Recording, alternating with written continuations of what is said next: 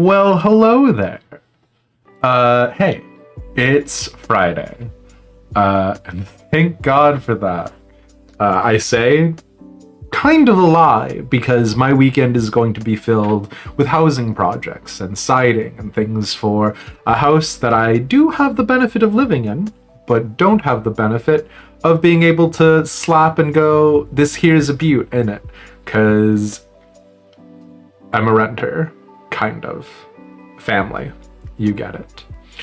But it's good to see you guys. We're doing more Doronko Wanko, which is going to be the little Pomeranian that's getting things messy all over the place.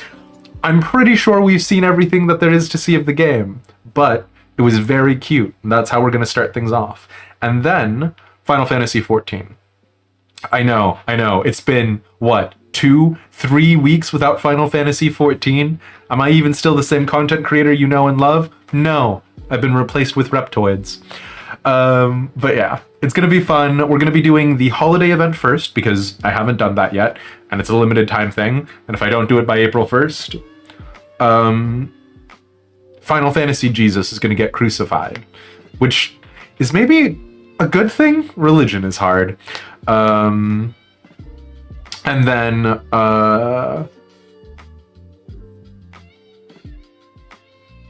Roll Quest, yes. Presna, sorry, brain turned off. And then some other class quests. I've got Pugilist to 30. I've got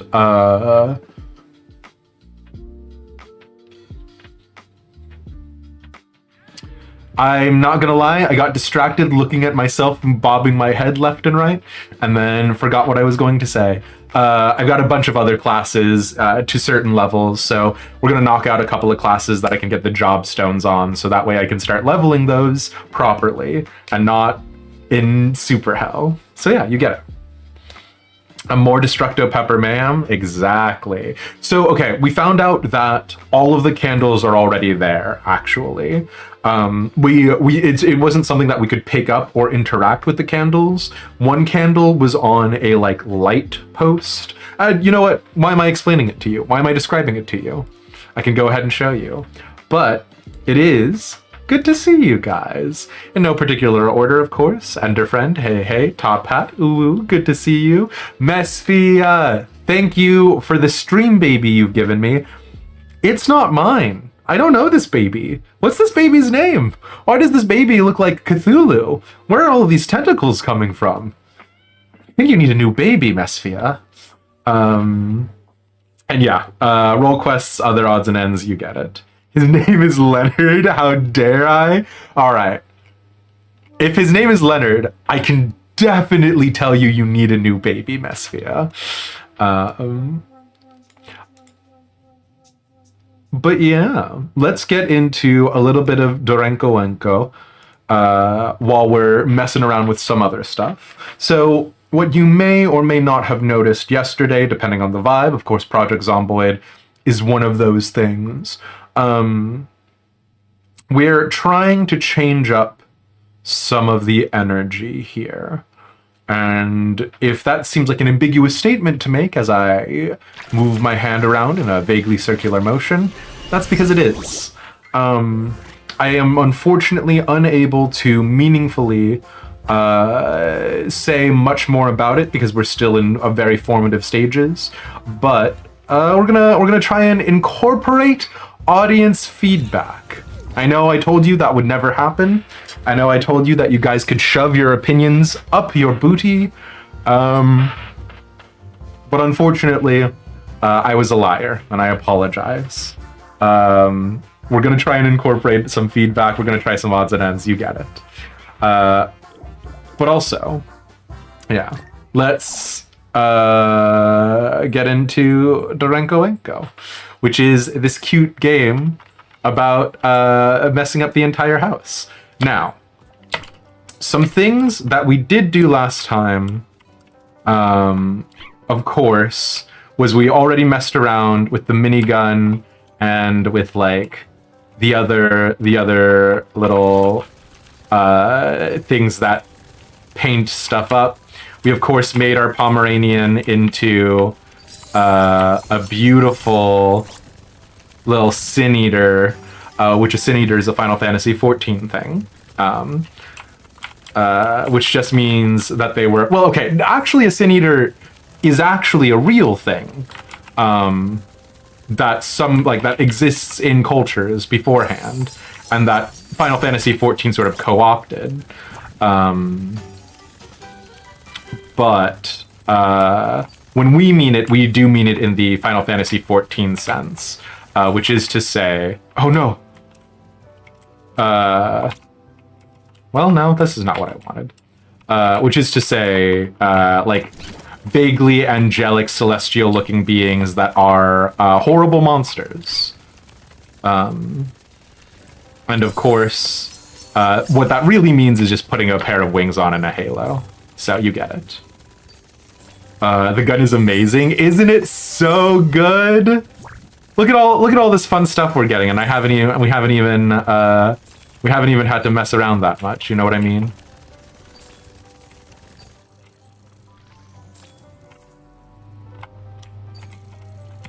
I'm not gonna lie, I forgot. Oh, that's right. Left click and right click. That's what it was. Hold on.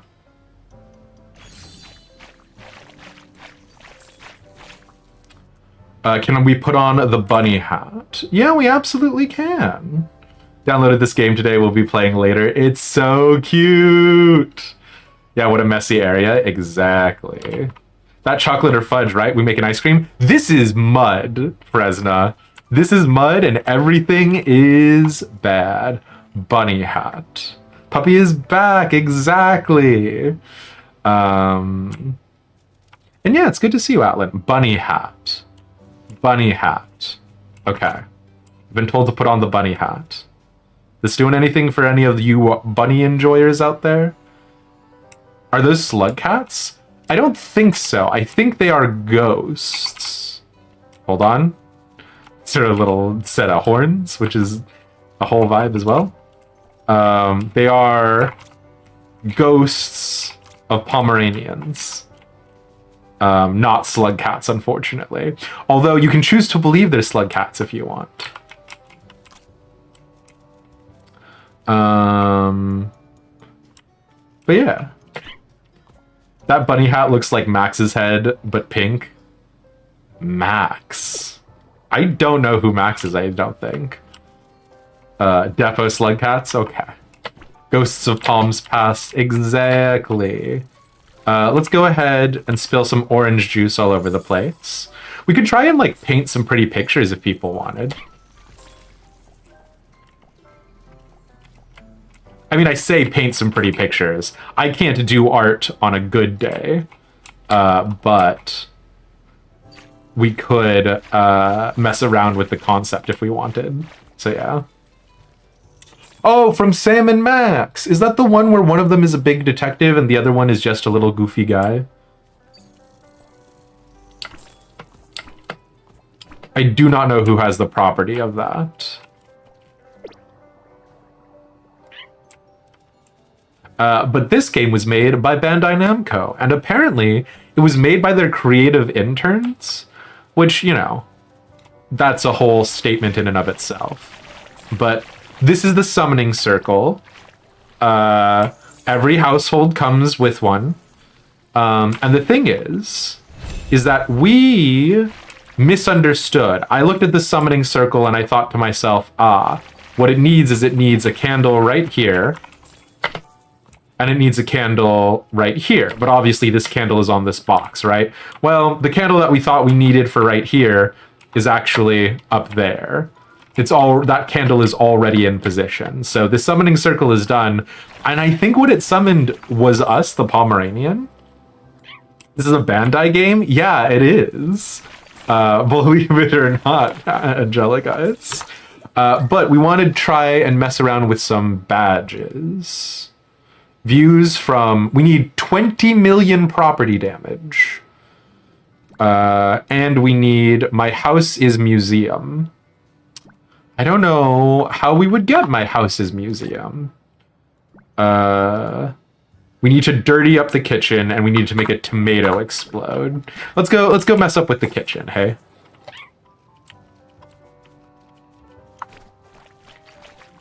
Because the kitchen is easy peasy. The kitchen, full of messy things. Why would you allow your Pomeranian into the kitchen?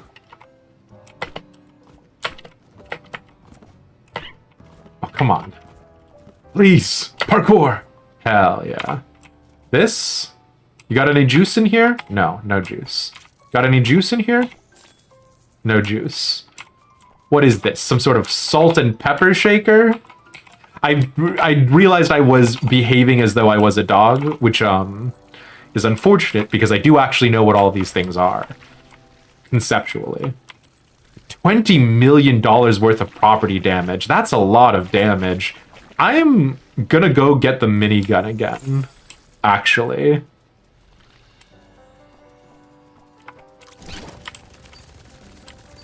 Because we need this boy helping us out as we go.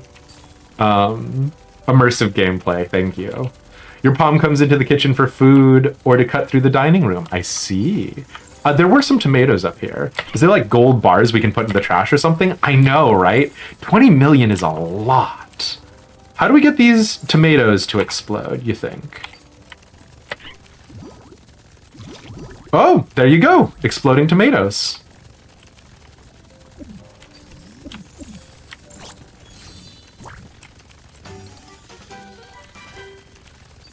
Okay, can we do something to the refrigerator? The refrigerator is invincible. That lady doesn't give a damn. Yeah, hold on. Let me go ahead and show you, Presna. If we, you might be thinking to yourself, wow, this minigun sure is shooting a lot of mud. Clearly, if we just regularly shoot her in the face with it, she'll wake up. You are a fool. How foolish of you to think so. This woman is a deep sleeper.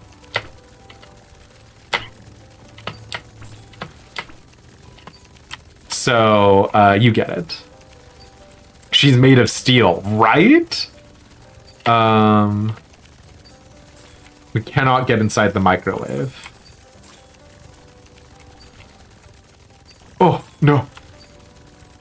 I don't think we're done with refrigerator quest, wildly enough.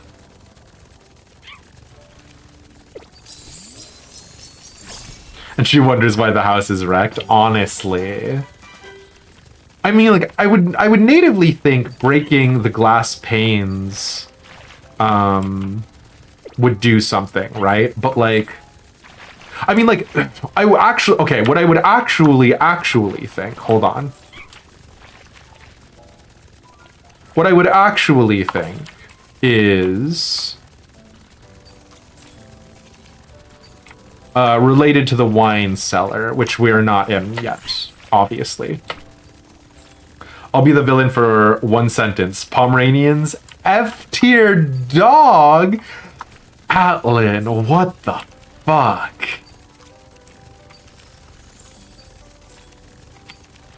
Listen, I know we like role playing, but like, but that's a step too far.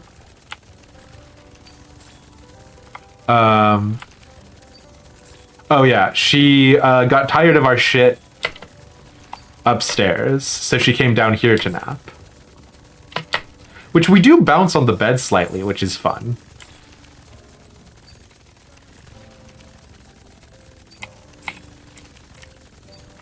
Hold on.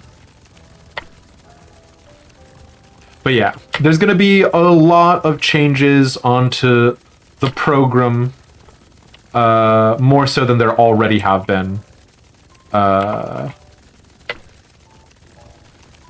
And I hope... Oh, wait. Are they bouncing off of the... Oh, the physics of the mud projectiles also are bouncing off of the bed. Oh, that's so funny. Does paint do more damage than mud? I don't think so. We don't actually have any paint.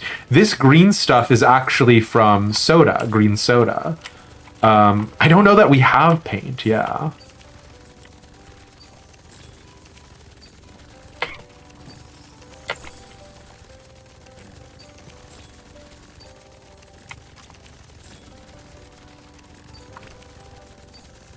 Oh yeah, like, actually, hold on, let's see.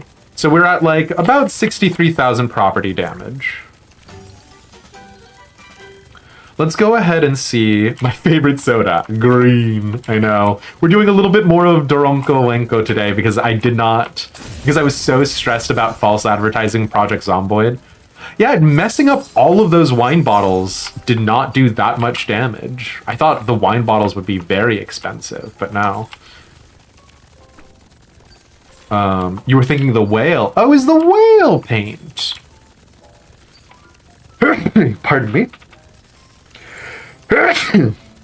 I thought the whale was going to be like water, but we can try for sure. Q. That's the hat. Q. That's the gun. Okay. We're keeping the rabbit hat. The whale. This is a shark. This is a fearsome shark. Look at this boy. Thank you. You assumed so because it was blue, but it could be something else. Yeah. Remember the wine crash from yesterday? Yes, we are trying to get there. Hold on. The whale. It looks like it's doing about the same amount. Maybe doing more just because there's more of the floor we haven't hit yet. But yeah. There is a wheel over here.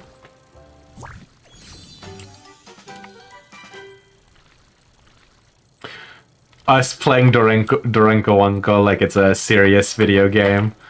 Meanwhile, Palm standing here, tongue out, head empty. Look at this boy.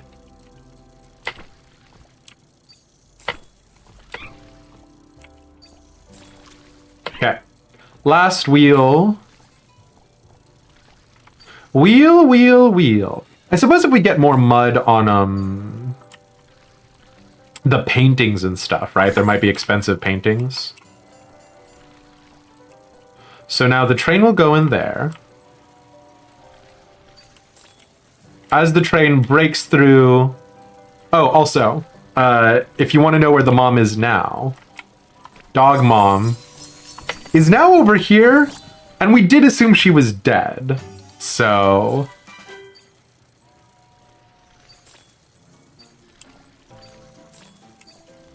Because the ZZZZZ of her being asleep, she doesn't have them. Oh, no, there they are. Never mind. They were just going into her arm before. She's fine. Everybody, she's fine.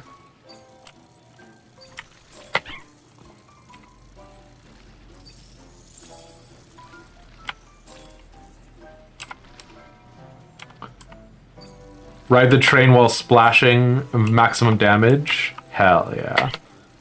Oh no, let me in. Let me on the train. Hell yeah. Is this what you wanted? You sick Pomeranian-loving freaks. This train is moving too fast.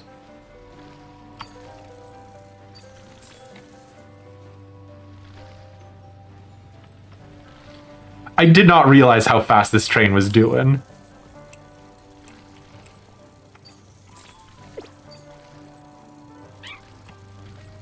How much is this bear worth, you think? 700 bucks. All right. Sheesh.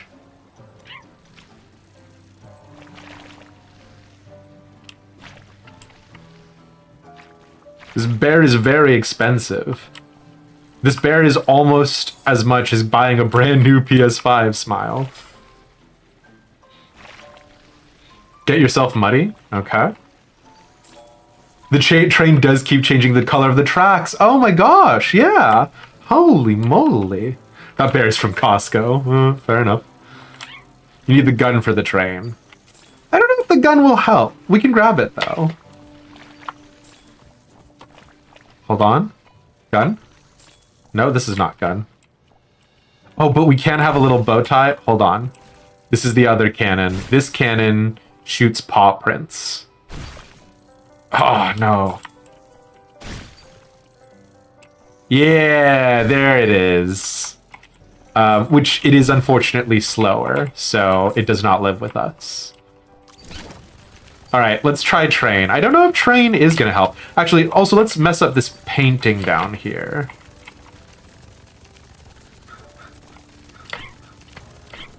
Painting is 5,000 bucks. Love that. Yeah, painting's very valuable. Who would have thought it? Can't even play paintings.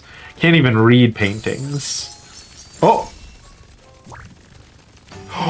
Hell yeah! More Roombas. Honestly, whoever's the delivery company who's dropping off all of this stuff, you've made some poor choices, my friend. Okay. What were we doing? We were doing train. If you splash off your body while train, I bet you can get lots. I wonder if I've already done all the property damage that can be done up here, but we can try. Okay, so gun, splash. Yeah, like couple hundred here, couple hundred there. I'm afraid, listen, y'all, you know I love a train. You know I love a train. Oh wait, we just pumped up to 1,500 for some reason. Why? Oh, bizarre. You know I love a train. The train meta is not it. Isn't Super Mario 64 can't jump into paintings? It's true! We cannot jump into the paintings. I regret to inform you. But we can escape. Bum bum bum bum bum. Bum bum bum bum bum. And you know what we're gonna do now? Because I didn't know last time.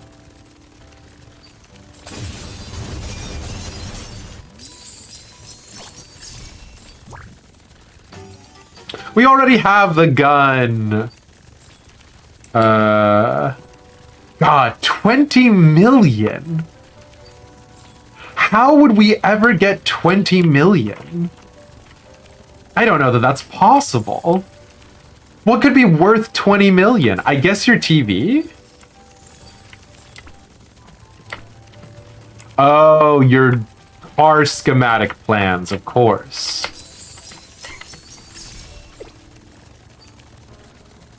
How foolish of me. How foolish of me to not take into consideration your car schematic plans. Possible. Very good. Very good.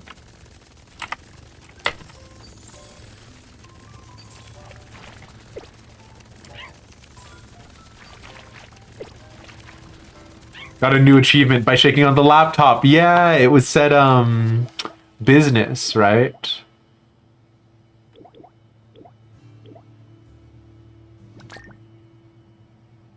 Palm is in business. Walked on the keyboard, sent to Dad's boss. We're almost actually done with the basement. We just need another Palm delivery. We need to deliver something in the basement. And it's not the summoning circle, to my infinite regret. Oh my god, we have like a little gas mask. Okay. And I assume we can't have two guns. That would be insane. Yeah. We can only have one gun. Oh, I guess, this record player, right? This could be valuable. Yeah. Oh my god.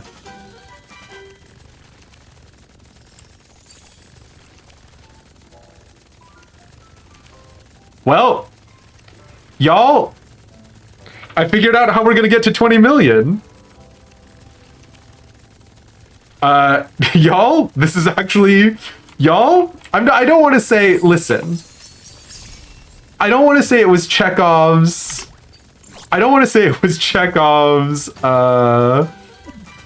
summoning circle, but giant golden palm. We summoned it! Exactly. Thank you. It's all because of me. All right. It's glass, ostensibly there. Hold on. Okay. I'm a squid. I'm a kid. I'm not a squid or a kid. That's just a lie. Hold on.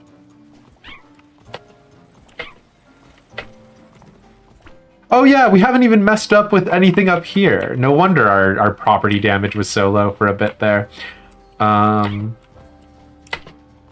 We're already playing on New Game Plus, which is a silly thing to say about this Pomeranian game, but here we are.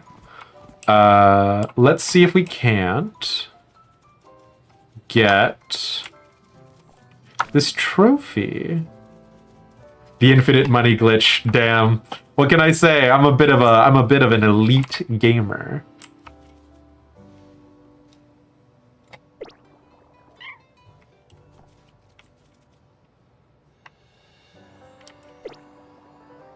Not gonna lie, I expected this statue to do something.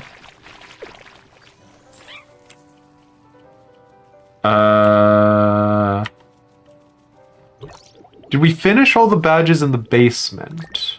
No, we still need palm delivery. Now we gotta paint the painting so we can see our damage report card. Yes, true. Although, the damage report card is the same amount at the bottom of the screen, so that 20 million. Oh, I got palm delivery. There you go. All right. I remember saying last time we're not going to 100% this. I lied.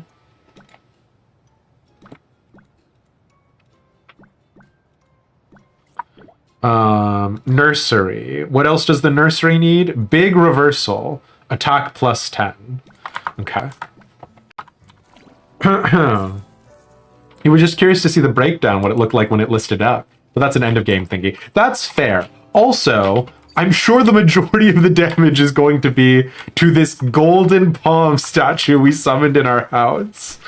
You know, there is actually a plot to this game, and I don't know how they incorporated the giant palm statue into it. What are you doing, Roomba? Don't lie.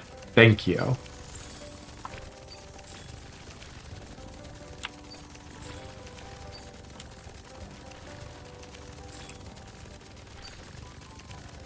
Oh! Is the palm only worth exactly 20 million? Weak statue. Roomba is bleeding! No, it's okay. I think it was bleeding out multiple different colors. I think it's a rainbow Roomba. Yeah, a measly $20 million, JR. The entire wine collection was like $1,000.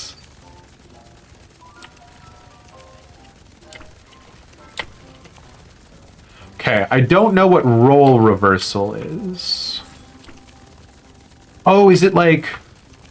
Ooh, I hope it's not that, now that I think about it.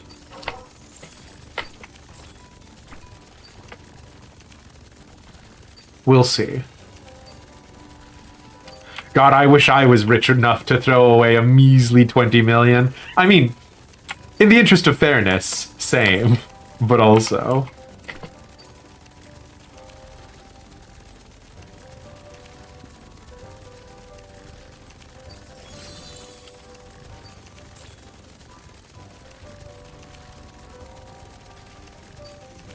Roll reversal, plus 20 to it, plus 10 to attack.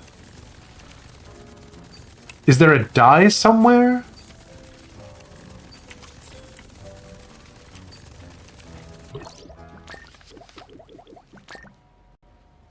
Oh, big reversal.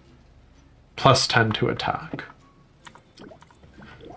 Plus 10 to attack makes me think video games, right? Oh.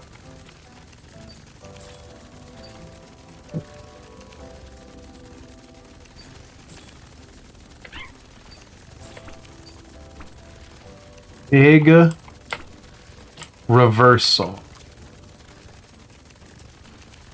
Big reversal.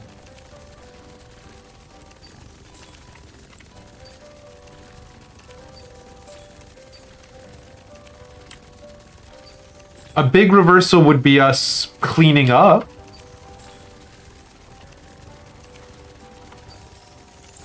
We would never do that. A big reversal would be us being a cat. We'd never do that. Oh, is it Othello?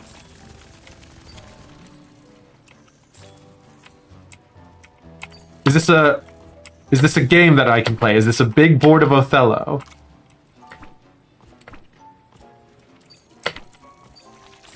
Okay, wait, I think we're onto something. We did it, folks. Big reversal. Okay. And then... what else do we need? We need plus 10, attack plus 10. Is it just the pirate hat? We've definitely worn the pirate hat. I don't think it's pirate hat.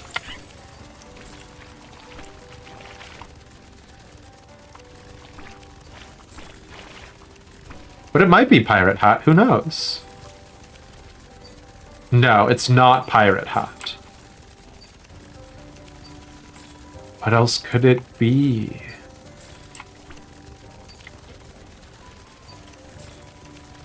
Attack plus 10.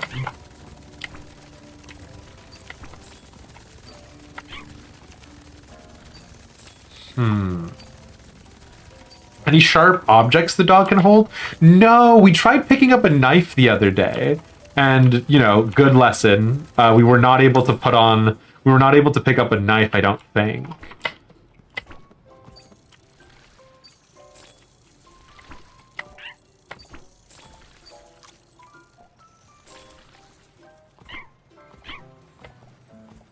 Yeah, because here's this big, like, fruit cleaver.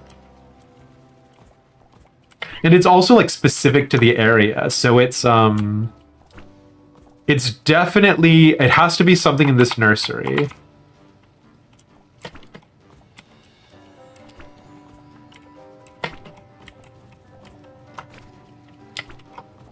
Attack plus 10.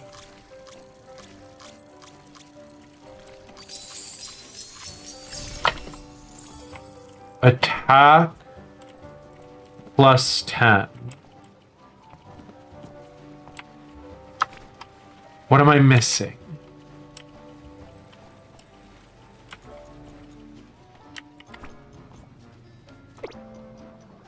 I'm not gonna lie, I'm stuck thinking about the fact that a hat giving you a buff is pretty smart, right? I thought that was very clever. Oh, can't pick up this little robot guy. What the heck?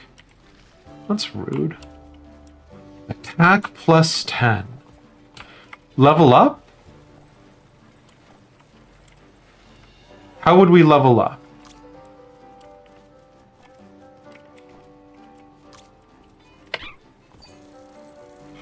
Oh, wait. No, that's plate. That's toast.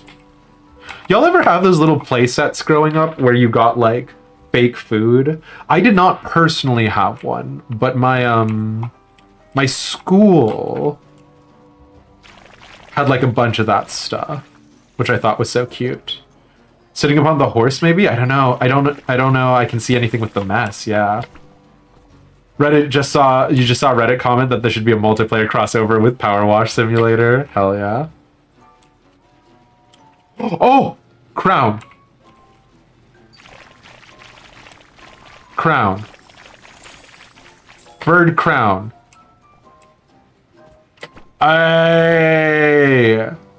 No, crown was not it. Crown was a red herring. Crown was a fake. We got on the horse earlier. The horse did not help us. Living with a toddler means you have fake food in your house all the time. No. You had fruit halves that Velcro together. Gotcha, gotcha.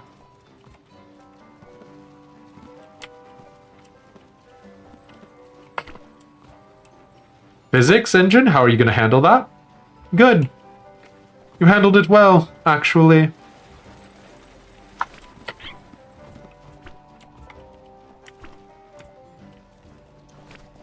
I mean, this wacky thing in the center could be a jump puzzle, right? Nope, it's not a jump puzzle. That was a perfect jump. Oh, wait. Maybe?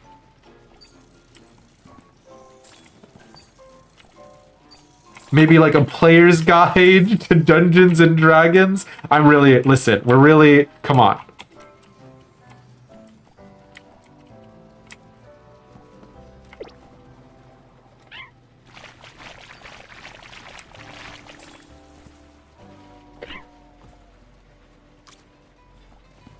This is an abacus, literally not helpful. Well, I mean, it's very helpful if you need, like, mathematics, right? But the 14 brain, come on now. This house reminds you of my 14 apartment? JR, how could you? My 14 apartment is actually immaculate. And no one check it out to verify or deny.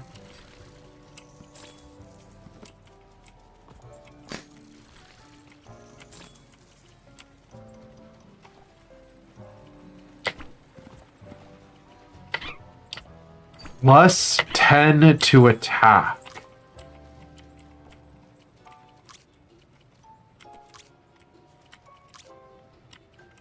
I don't know what it could be. Plus 10 to attack. We know it's not this cleaver. This cleaver is not... Oh! You know what? I was a fool. Atlan, we've got a knife. We've never been more powerful than we've ever been before. Where's Mom? Mom? I'm coming for you.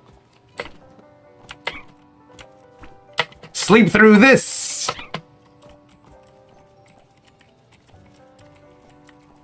It's a toy knife. It's a toy knife from the nursery. It's not a real knife. All right, that's the nursery done. Living room.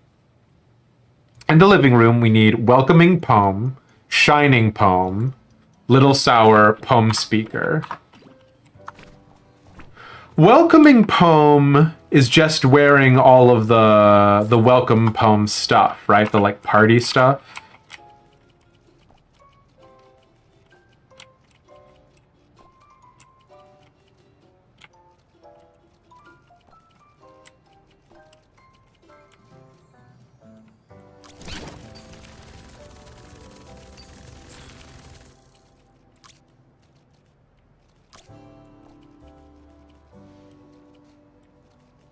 Is it not?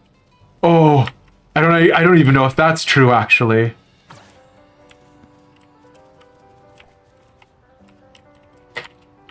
I don't actually know what welcoming poem is. I'm a liar. I'm a charlatan.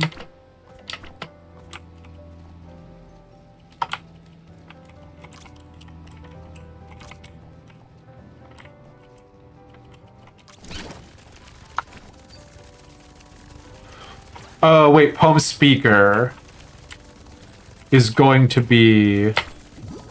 Yeah, getting mud on the speaker. Which, how did we manage to go that long without doing it? Okay. Now...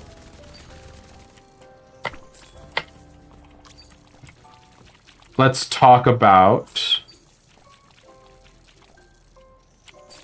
welcoming poem. Welcoming poem.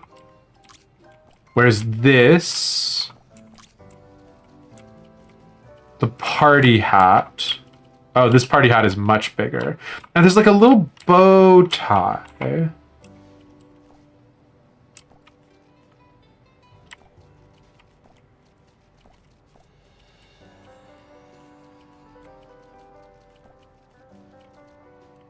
Well, maybe this will work. No. Okay.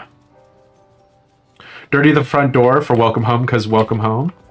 Yeah, Pizza, it's good to see you. The nearest that we can tell is that this is a game by Bandai Namco, which if that fact alone will always wow me. And obviously it's like it feels like it's using Splatoon energy, right?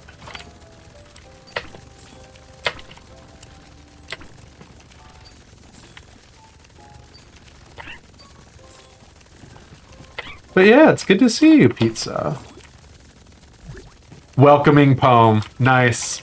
No, you called it Angelic Ice. And more importantly, it's free! Put on the sunglasses. Secret Agent poem. Hell yeah. Have you ever seen anyone more main character? Those little neon lights to represent our eyes. Very cute.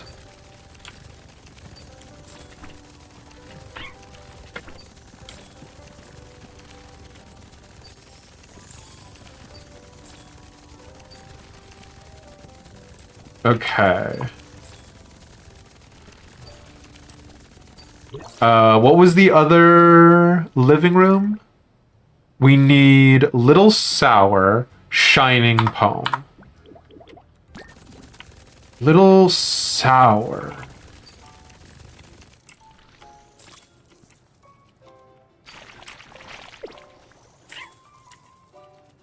Little Sour. Grapes can be sour. Little Sour. The trophy hat splashed so much, it looked like it was wild. Yeah, we can go grab the trophy hat again.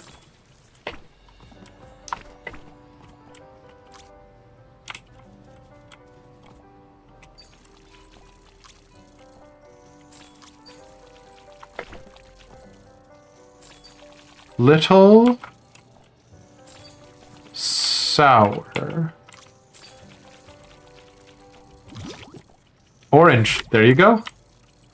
Okay. And then... What in the name of goodness gracious is Shining Poem? Shining Poem. Is that like standing in direct light? Is there a star? I don't think so.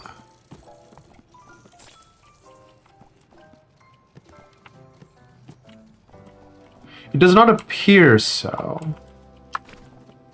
We do have like angel stuff.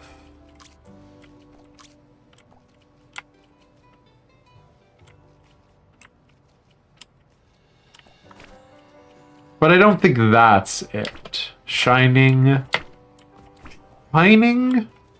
Star.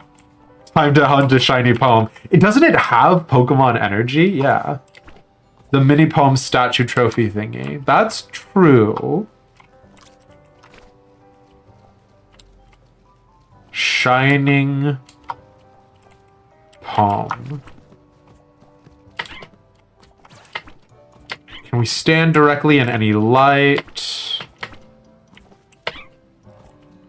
Oh!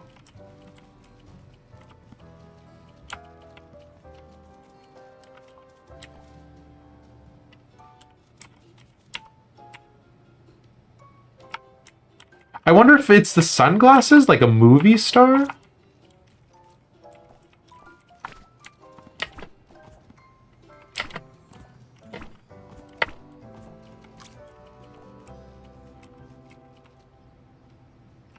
Doesn't look like that's it.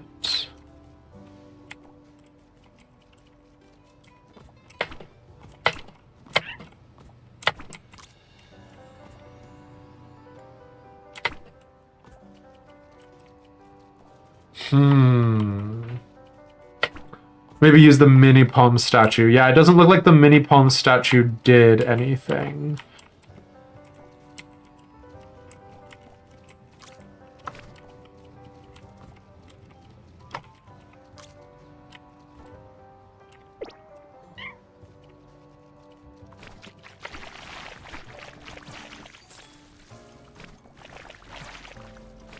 Oh, we like...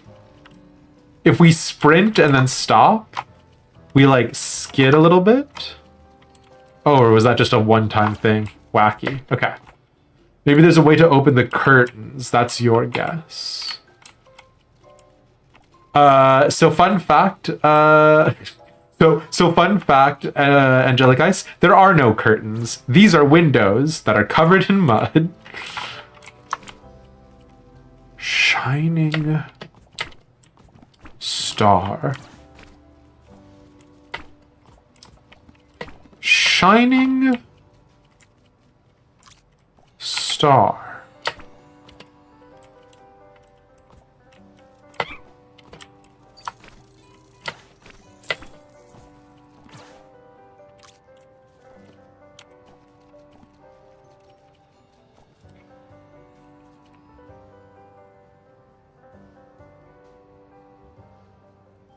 You're a shining star no matter who you are. Aw, thanks, JR.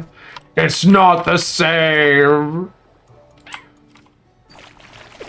I need the achievement Shining Star.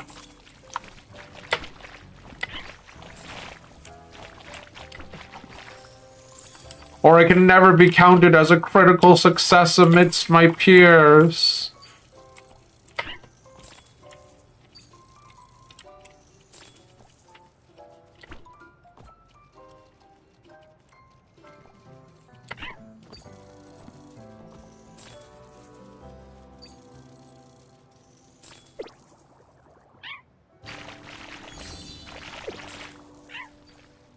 Wait, okay, hold on.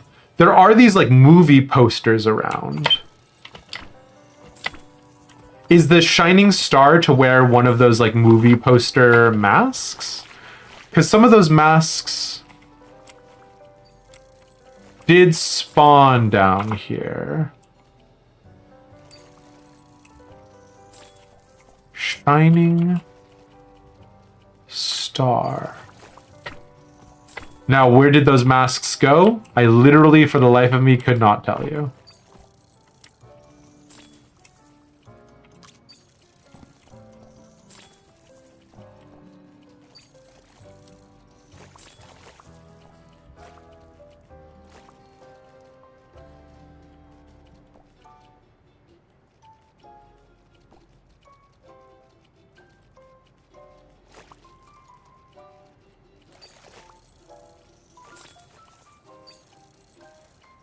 Hey chat, if you had a fancy mask to look like a TV show superhero, where would you put it? Asking for a friend.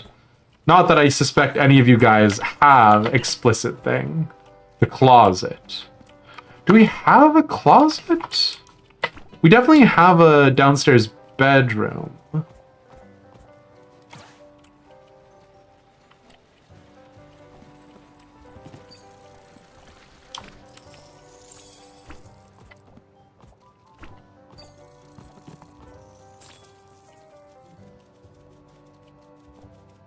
This does sort of imply to me closet right here, but I don't think so.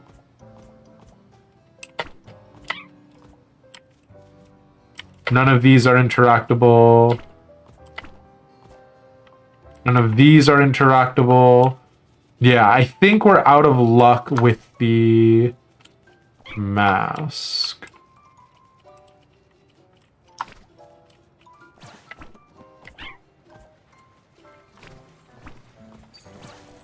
I guess we didn't mess around in the wine cellar too much. For, I think, fairly self-evident and obvious reasons.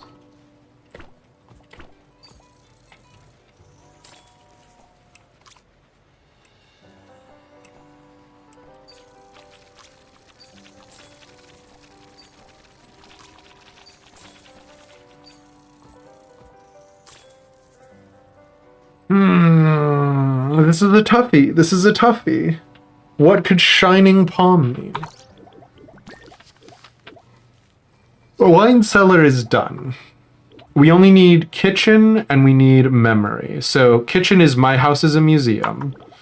Or memory is my house is a museum. I do not know what that is. What do you not do in museums?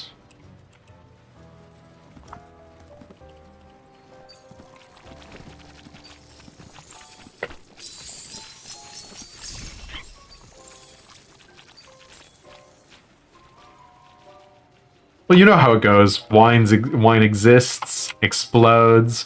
It's true. Very judgmental of me. The museum one is making sure you just splat every painting. Oh, that makes sense. I would have said that we got all of the paintings already, though.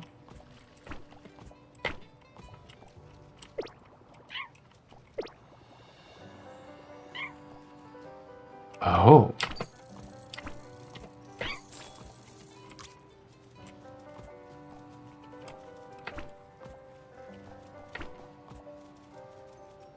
Okay. Excuse me. Why would I come up here, though?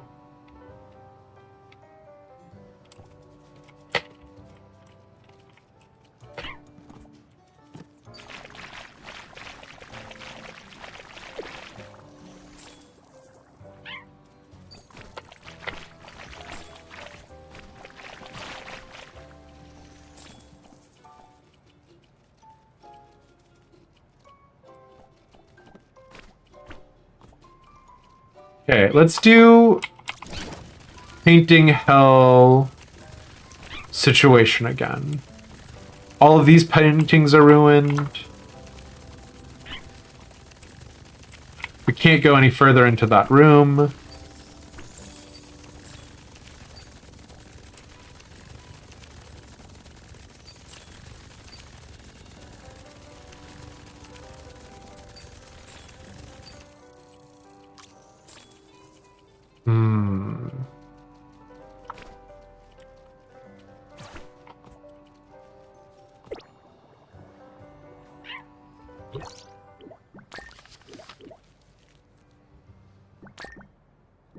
Kitchen needs clogged pipe.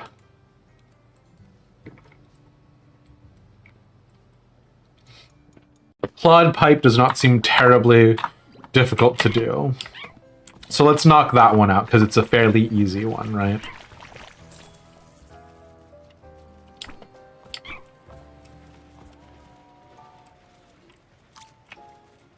Just shove things into this sink. Yeah, clogged pipe, done. Okay.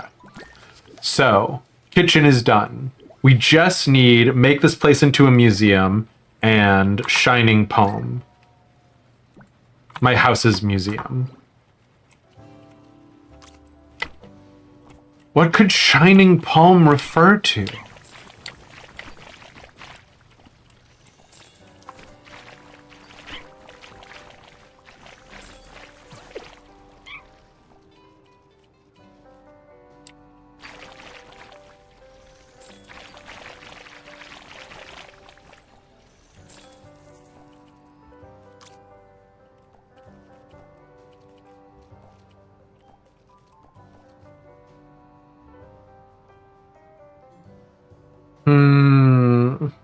All right, friends, here's what we're going to do.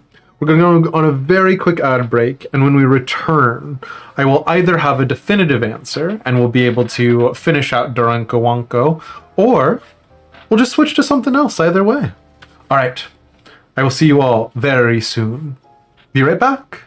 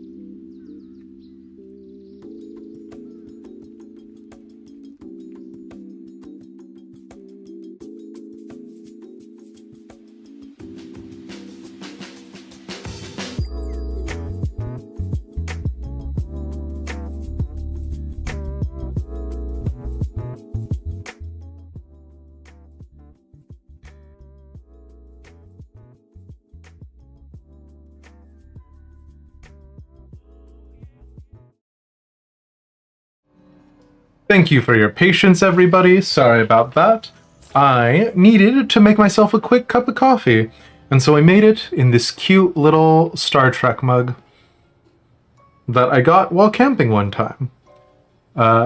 So yeah, I'm gonna be doing a little bit of that, which is gonna make doing work tomorrow miserable, because I'm doing some more housework and stuff like that. But you know what? The amount of housework that I'm gonna be doing there is a lot less than the amount of housework we're gonna need to do on this house. What a mess. Yeah, you found information for both missing badges. You can share if I really want to know. Let's give it another real good try, JR. And the reason why I say that is because we were previously in the category of just chatting, because I still don't know how to change categories. So we need to. We're gonna mess around a little bit more. But yeah, what a beautiful abstract painting. Thank you. Palm is in fact a master artiste, as you know.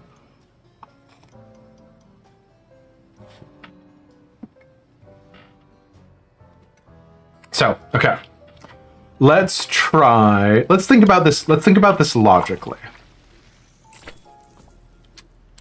With regards to the museum, I think the museum, I think the paint all of the paintings makes sense, because if I remember correctly, and I very much might not, we know you still haven't unlocked all the doggo paintings. Exactly.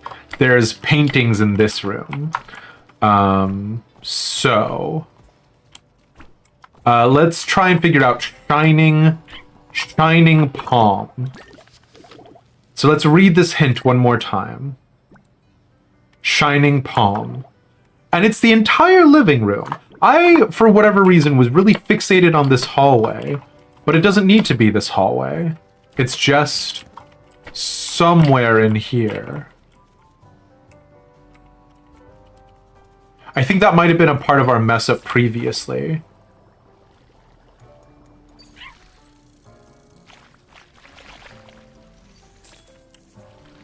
Shining palm.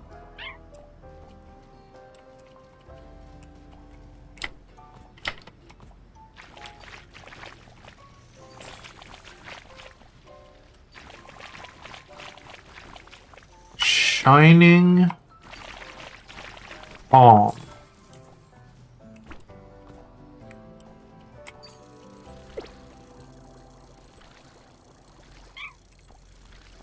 Does it have something to do with the colors? Is there a special rare color that I haven't gotten? And by getting that shiny rare color, I will activate the achievement. Well, no, because that doesn't make sense. Because if that was the case, why would it be in the living room? What do we need to do in the living room?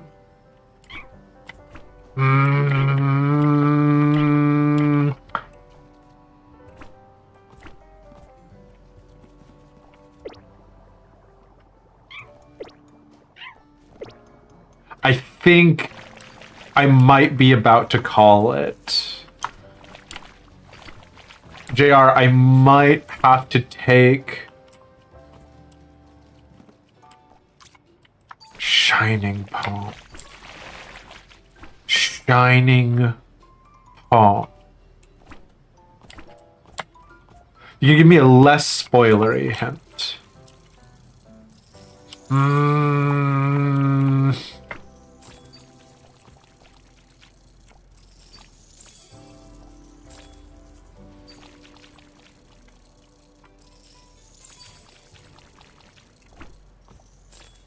Okay.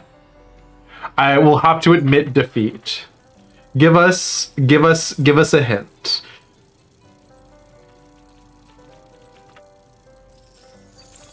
You're so goddamn fascinated by this game. So I didn't actually do any proper research, so I could not tell you in a meaningful way. But on the game's description page, it says that this was made by a bunch of Bandai Namco interns, right? It's so good.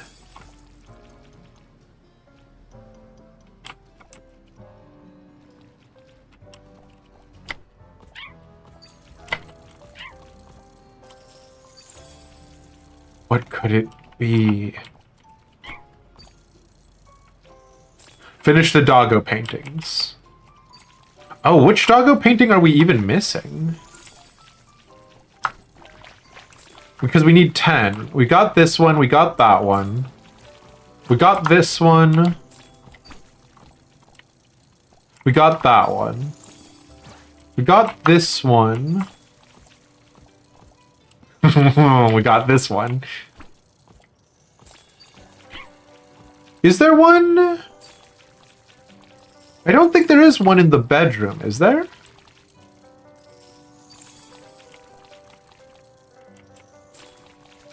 Are we a puppy? It's good to see you, Nyx. I thought you had died. We are, in fact... I didn't think you died. I hope your vacation has gone well. We are, in fact, a puppy, and we are, in fact, ruining our owner's home. Which apparently, Clary, as the resident Pomeranian owner says, is actually a problem if you leave your Pomeranians unattended. I genuinely do not remember where the last where the last paintings were, which is embarrassing. We are so poorly behaved. What can I say? I learned from the best of them. And if you wonder what that means, ask me when you're older.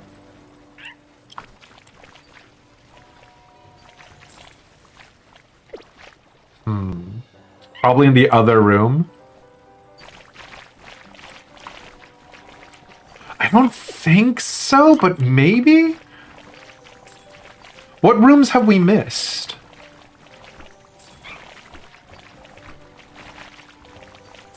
God, the wet sloshing sound now. Let's get our minigun again. To assist. We've so thoroughly done this room. There's no way we missed anything in here. Right? There's just no way. Secret door. Okay. You didn't do this... You didn't do a lot of elevation this run, though. Oh, that's true. We did not do nearly so much elevation.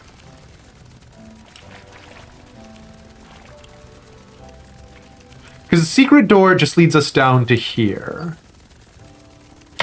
Oh, no.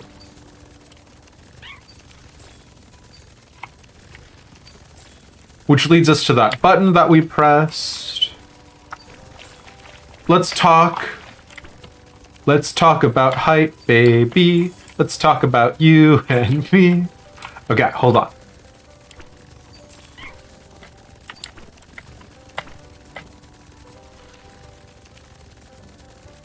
That's the escape door. What's the secret door?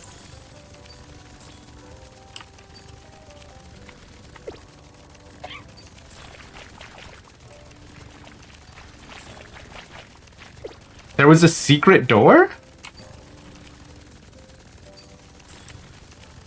I don't... What was it? What was it? Basement. The one you're trying to open with all the paintings. Oh, did we not?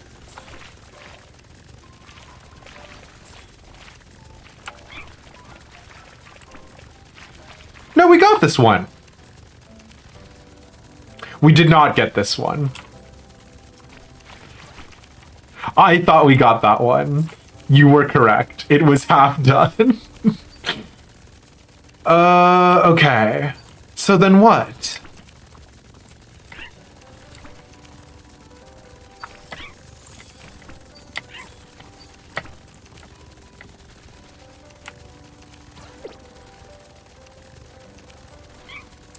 Elevated area past the nunnery, but I don't know if there is a, I think we got everything upstairs, but I would have told you we already got the secret door area as well, right? And obviously we did not.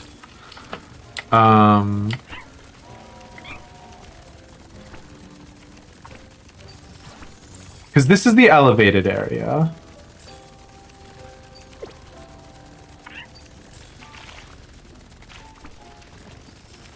And this is more elevated. But I don't... Oh my god, there was a secret boy here. I'm so embarrassed. Alright, let's get in there. Thank you, chat. I appreciate it. Remember, boxes make you go up? I remember boxes make you go up. I'm CEO of Boxes Make You Go Up Corp. Boxes make you go up. Yeah, I know that. Okay. So we gotta mess up these paintings. Doesn't listen to you guys. What do you mean?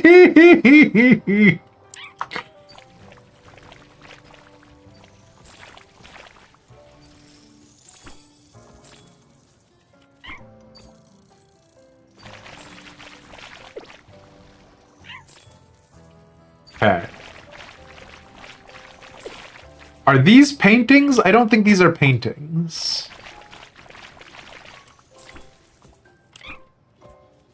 Because we don't want to touch the cake, right?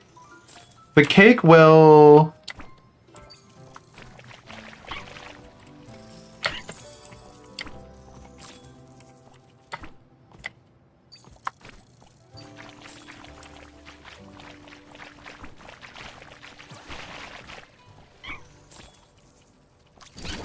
Hold on.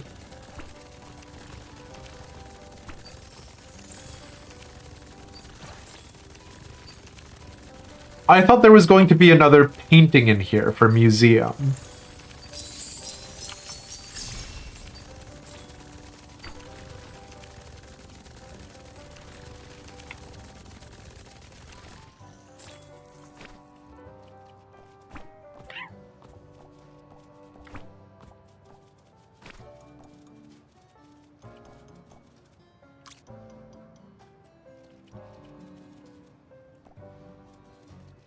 These are the masks for the movie posters. Zoom in on that dog for your sister. Okay. Hold on, let me put down the mask. Hello, Battle Benoit's sister. How do you feel about this boy?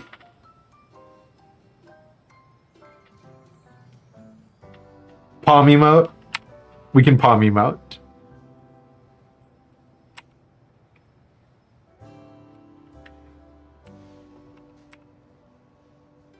She says he looks like he has bad thoughts. Affectionate. Battle Benoit. Your sister sounds very judgmental. Not that I want to, like, cast aspersions or anything, but look at this good boy. What could he possibly do that would be bad? Nothing. This painting is invincible. This picture is invincible.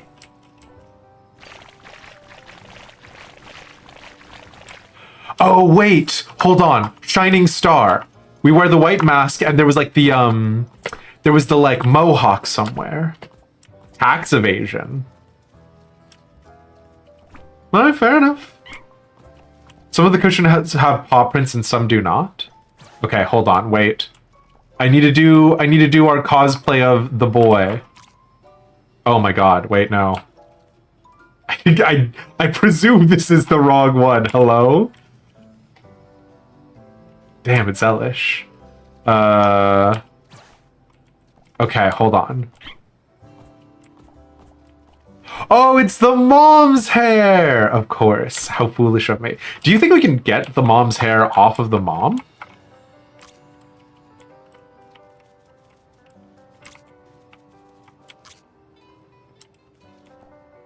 Okay, wait, no, hold on. Some of them have paw prints, some of them do not. Okay, this boy has a paw print. Oh! Secret boy! Shining palm, my house is a museum! Ah, oh, foolish of me! How foolish! Thank you, chat. I appreciate it, Wirebone. Alright, we've done it. We have 100%ed Doronko Wanko. So, there is nothing left for us to do. And it is time for us to get our richly deserved cake. And free ourselves from this purgatory. Nope, that's not what I wanted. Oh my god, he has a little X over his butt. Okay. Your family had 2 dogs that were part miniature Dachshund and part toy Pomeranian. Fortunately, they weren't nearly this destructive. You mean they didn't cause 20 million damage in property damage, JR? That's crazy.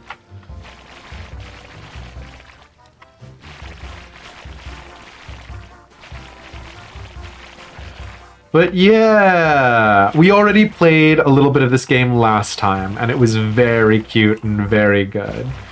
But obviously, I wanted to do it one more time and just go through it because it was such a good game. Bandai Namco actually has asked for people to like talk about it. Like I don't actually remember what the actual thing is. Let me see if I can pull it up real fast. Doronko Wanko is a Doronko action game. In this game, you can become a cute, innocent Pomeranian. Wait, no, this is not the thing that I was reading. Oh, here it is. This game was developed as a part of Bandai Namco Studios' rookie training program. We greatly appreciate everyone playing the game and providing feedback, as it serves as encouragement for our rookie creators. We look forward to hearing your thoughts on X, Twitter, Steam reviews / community, and more. You know what? We should go out and we should post stuff about this, hey? Enderfriend's gonna pop out. We'll catch you, Enderfriend. Thank you so much for being here and for hanging out. If you've got 10 seconds, the giant golden Pomeranian statue counts as a luxury good that needed to be repaired. So there you go. All right, the report card. There you go.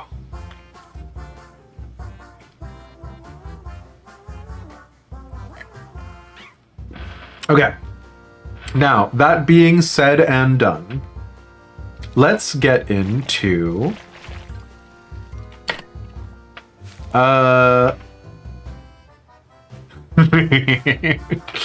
let's get into Final Fantasy XIV, hey?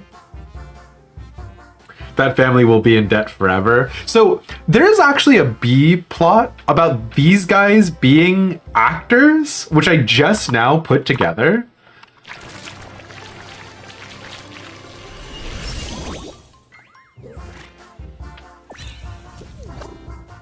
We're gonna take like 10 seconds on the deep, rich lore of Doronko Wanko. I did not parse this earlier. The mom is the character on the right in this shot, and the dad is the character on the left in this shot. They're just wearing masks. I guess they're famous actor, actress, and that's how they can afford to have this insanely nice house, because this is a really nice house. And also, I guess, not immediately kill this Pomeranian. So there you go.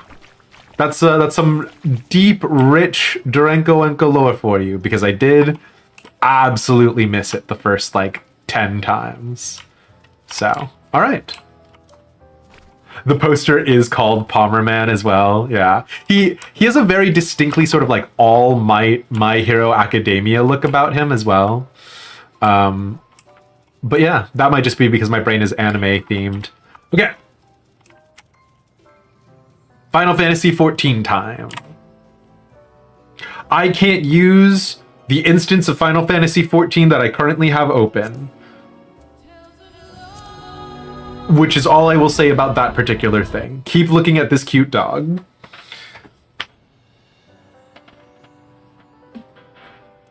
Elish colored palm. Wow. I mean, listen. I'm not going to say that if Elish was a Pomeranian, he would do exactly this, but he would hold the house hostage if he didn't get all of the treats that he wanted.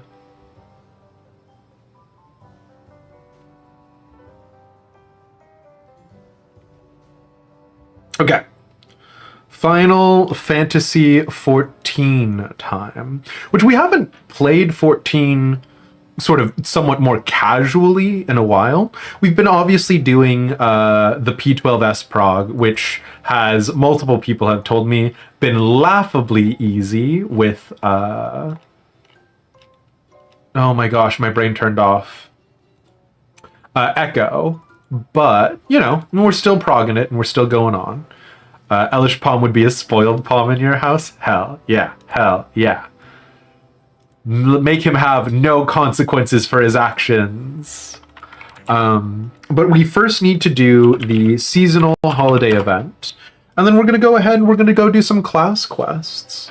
The reason why we're going to be doing class quests is I have been saving the level 30s and beyond, or rather the up to level 30s for the purposes of playing on stream. But now I have almost all of the classes that get a job stone at 30 at 30. So we're going to go ahead and move on.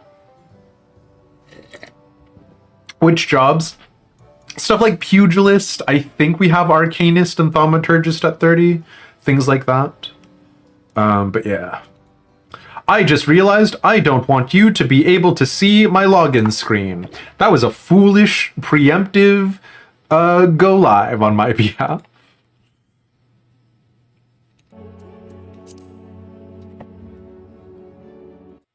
Okay.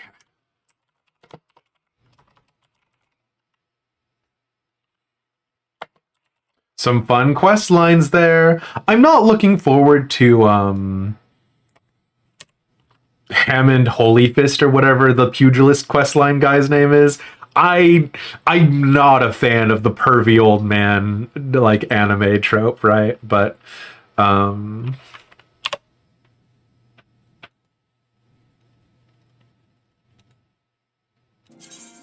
that's because I guess I'm a hater of the classics, and also I don't believe in being permissive towards bad behavior in the name of tradition, for lack of a better phrase. But yeah.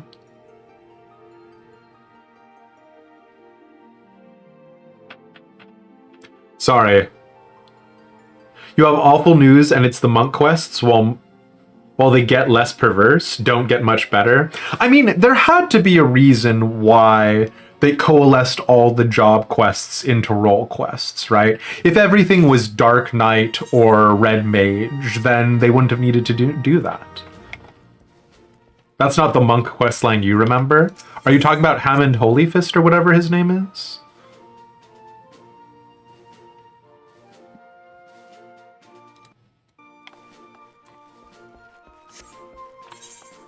Yeah, that's because that's the pugilist stuff, I presume. Which, I mean, we'll be able to find out very quickly here. But yeah. Okay, hold on. What are we doing? Holiday. Where is the holiday event?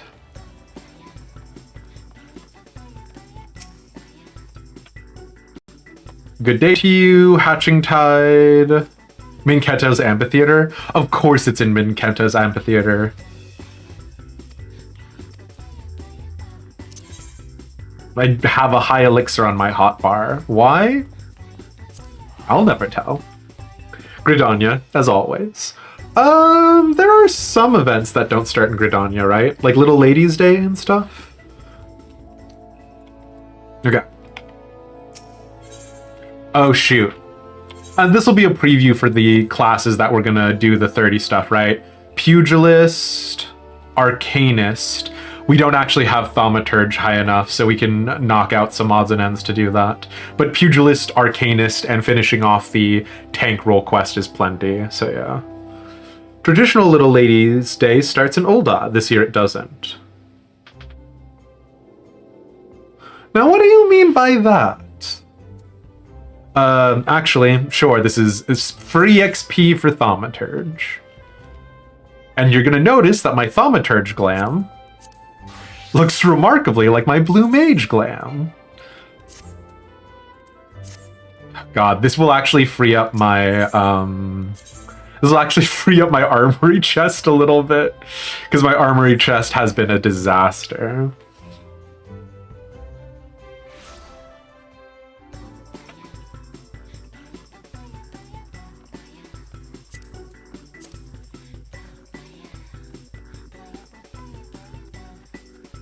Also, the quest line for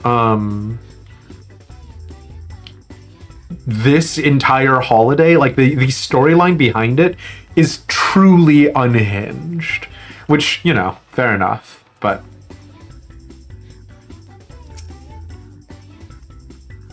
Ah, come to enjoy the Hatching Tide festivities, have you? Thanks, Marin.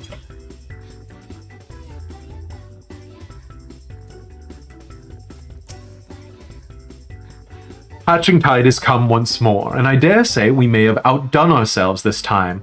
It all hinges on whether we can see Mistress Eliapo's dream realized. Still hasn't done the quest? This particular quest, or like read any of the actual backstory? Because a lot of the backstory involves this woman being the chosen one who has a dream about the calamity. And it's bizarre. It's truly unhinged. The holiday events in Final Fantasy XIV never take themselves terribly seriously. They're all very sort of like the collab event with Fall Guys, right? They're all sort of very silly. But Hatching Tide really says, are you a lore nerd? We hate you. We hate you in particular. So, you know.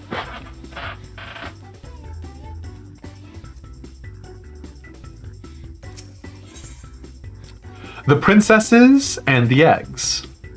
Geely Eliapo is looking for someone to help make a dream come true. All my homies hate lore nerds. How could you do this to me, Savada? As long as they don't touch Ishgard, they can do whatever they want. Saint of Naimia, Starlight, that's Ishgard, and House Valentois, which makes me so angry because if you look at the House Valentois, like, coat of arms, like, I've seen that coat of arms around before, of course, and I was like, oh, that's kind of wacky. The fact that it is canon that the House Valentois coat of arms, which is, by the way, the only Ishgardian house that has a count as a count as a noble, right? Other than the big four, which really elevates House Valentois, is two sexy ladies like draping themselves over spears. Drives me buck wild. Anyways. Welcome, my friend. I take it the Hatching Tide decorations have caught your eye? Oh, Elish, is that really you? I had hoped I might see you again, but I did not dare assume. Nonetheless, it warms my heart that you are eager to revel in Hatching Tide once more. We've talked about this in the past. We love the branching dialogue that they give you for having done certain prerequisites and things like that. We think it's a lot of fun here. This year, it was again a dream that sparked my imagination. A dream of a Gabu, massive and marvelous, standing upon the stage where else but in Ul'dah, so many malms away. We can talk about the Gabu in, I think it's Eastern Thanalan. They have a buck wild story. Also, Gabus with regards to Ul'dah. That's like the whole Minfilia storyline, right? Wreathed in radiant flowers of pink, the daring Gabu held in her hands an egg decorated most lavishly.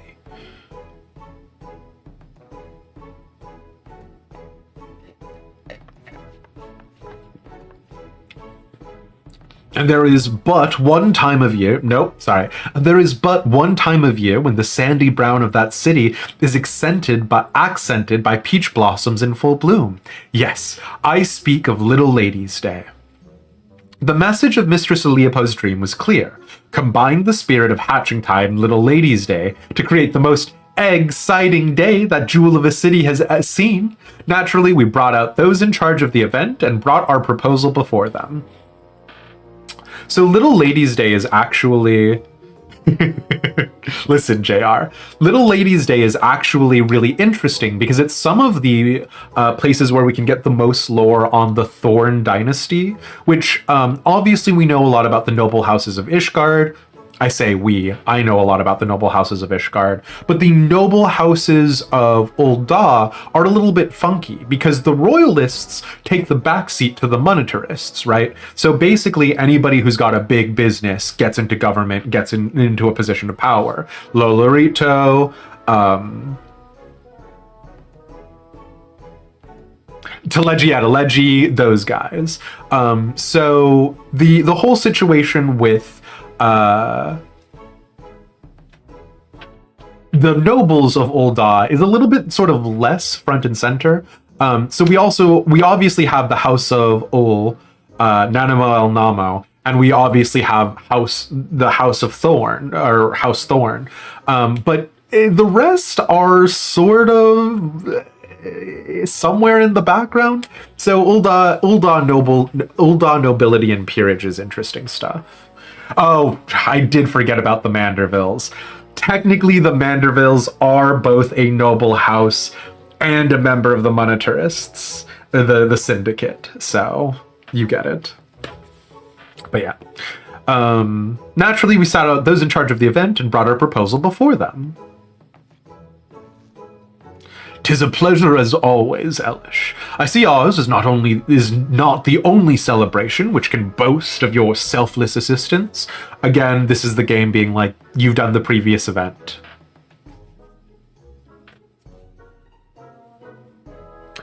The funniest thing about Little Lady's Day is that it's themed after IRL Hinamatsuri, and we just don't ask why there's cherry blossoms in the desert.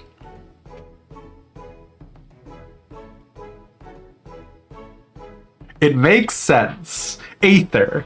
Dynamis. Mistress Aleopo's proposal was quite unprecedented, and so confident was she in her vision that she had already secured the services of a performer and his Gobu companion before meeting with us. I regret to say not all in Ul'dah shared in her conviction. Many doubt the safety of such an act, which has brought our plans for Little Lady's Day to a standstill.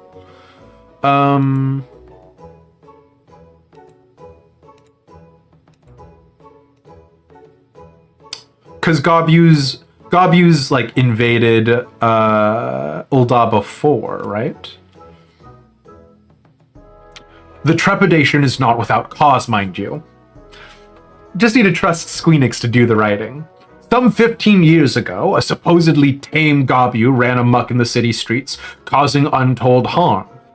We've also heard stories about how in 1.0, when they were shutting down the servers with the Calamity, supposedly, and I don't know how true this story is, supposedly all the 1.0 players got on their Gobu mounts and like lined up outside of Ul'dah for the end.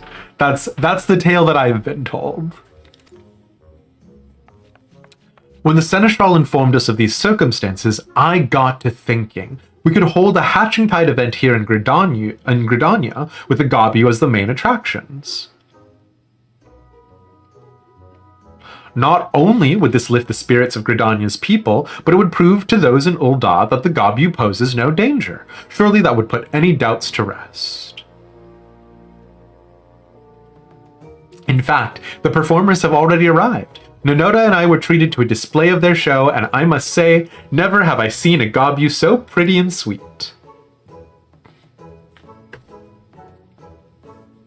Out of all the paths forward we could have taken, this seemed to be the only one which might please all parties. I came to Gridania at once so I could act as a witness for my peers in Ul'dah. Since you're here, might you accompany me to the show? Someone as well versed in this realm's beastkin as you may be singularly qualified to tell us how docile this Gobu is. I expect quite a few eggs for my troubles. We hate eggs in this household. We love eggs normally. The egg meme in 14, pretty powerful. Well, I'd hate to see Miss Leopold's dreams shattered.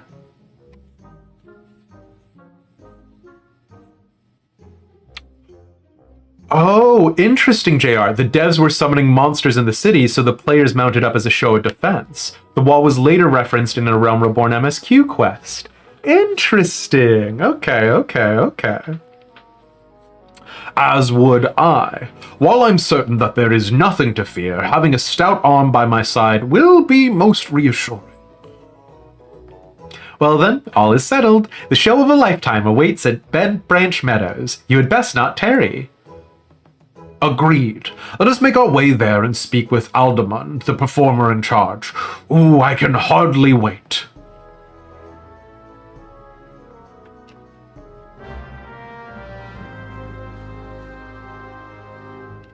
So, obviously, this is a cute reference to a real-world holiday.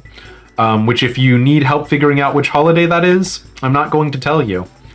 Now, when we're talking about Gobus, there is my favorite Gobu that I like bringing up, who is only really relevant in A Realm Reborn, right? Like, there's so much lore that we just sort of never go back to.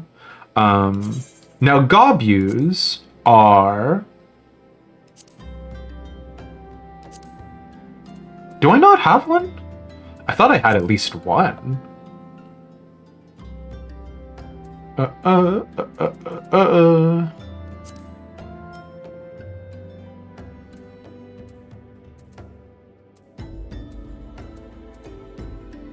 That's bonkers.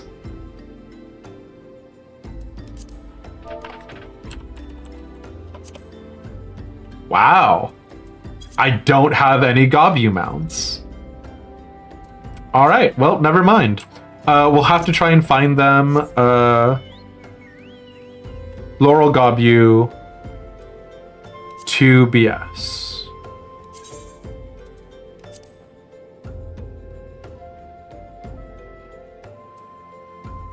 Or are you talking about how I would get it from the Beast Tribes?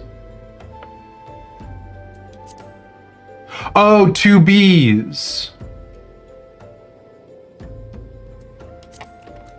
I genuinely do not remember. Oh, not 2B from the Nier Automata crossover. Hold on. Thank you.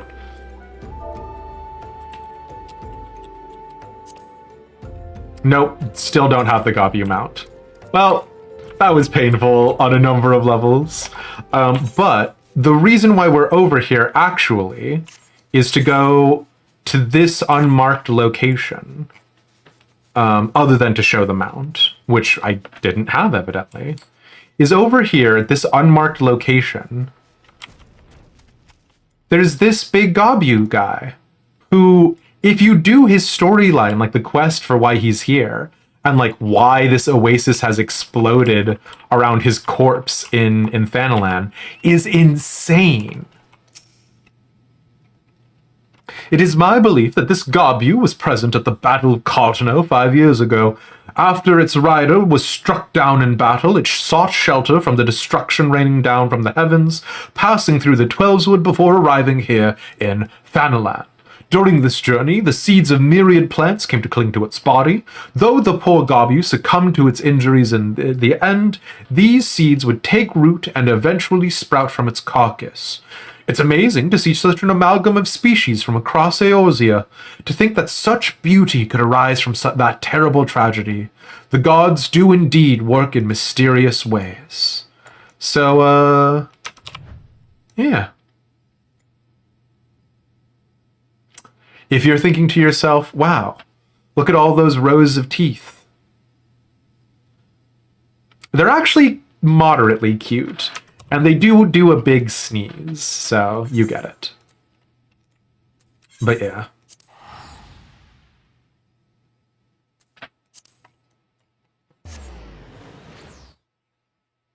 It's from the Sylph tribe. Thank you, JR. Yeah, we need to go back and do The Realm Reborn Beast Tribes again. We only really did the Amalja, which we knocked out to Trusted. Oh, I guess we got fairly far in the Ixali, which is kind of the reason why we think so much about... Hey, Marin. Which is kind of the reason why we think so much about airships. Pink Gabu. Grr? I don't believe I've ever been this close to one before. There's also another Gabu mount that was given to 1.0 players and is no longer available. I've heard a lot about that. Yeah, there's like a bunch of equipment, right? Like that mainly glam stuff these days, but those sorts of things that were also only available to 1.0 players, right? Bump. Bump. Okay. Nope.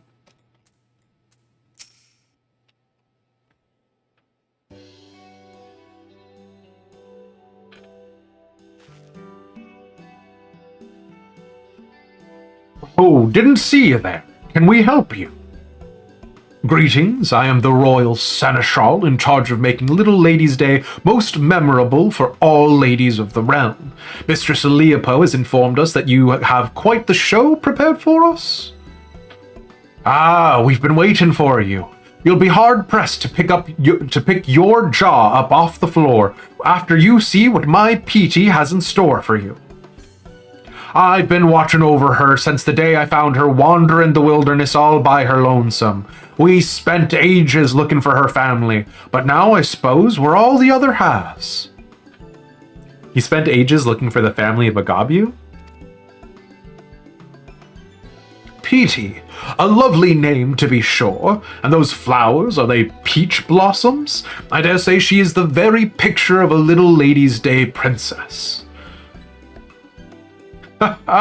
I'm glad to hear that, and I know Petey is too. She's thought a little else since the moment Miss Leopo came to us with her peculiar request. Sorry, Gabus are identified in the Ramdale Codex as a beastkin. They aren't sapient. There's nothing in this world we love more than hearing an audience cheer, and I think this time we'll earn that and then some. We call this one Egg Surprise. Go on, Petey. Is Petey gonna throw eggs at us? Oh!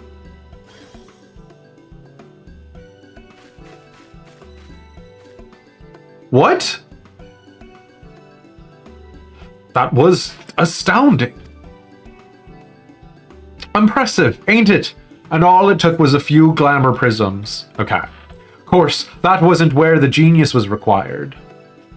It took us days and nights racking our brains to figure out how to capture the spirit of two celebrations. In the end, though, I think we did about as good as a job as could have been expected.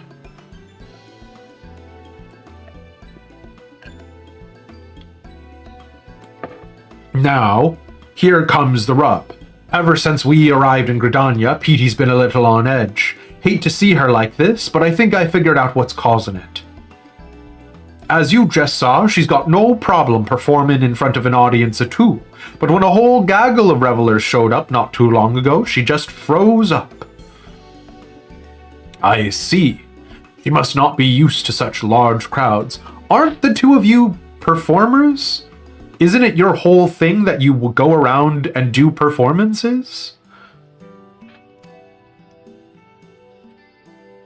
Luckily, I managed to save the show by climbing atop her head. That set her mind at ease and helped her find her courage. Also conveniently, that's how we do the whole being mounted atop of a Gabu. But I ain't as young as I used to be, and my knees are already crying out in protest at the prospect of climbing her again. But you, on the other hand, I reckon you got plenty of malms left in those adventurers' legs of yours. Might I trouble you to join our merry troop and support Petey during her star turn?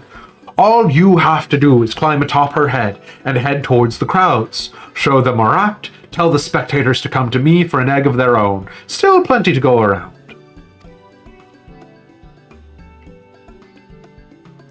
If you're wondering where his accent is going, I have no idea either.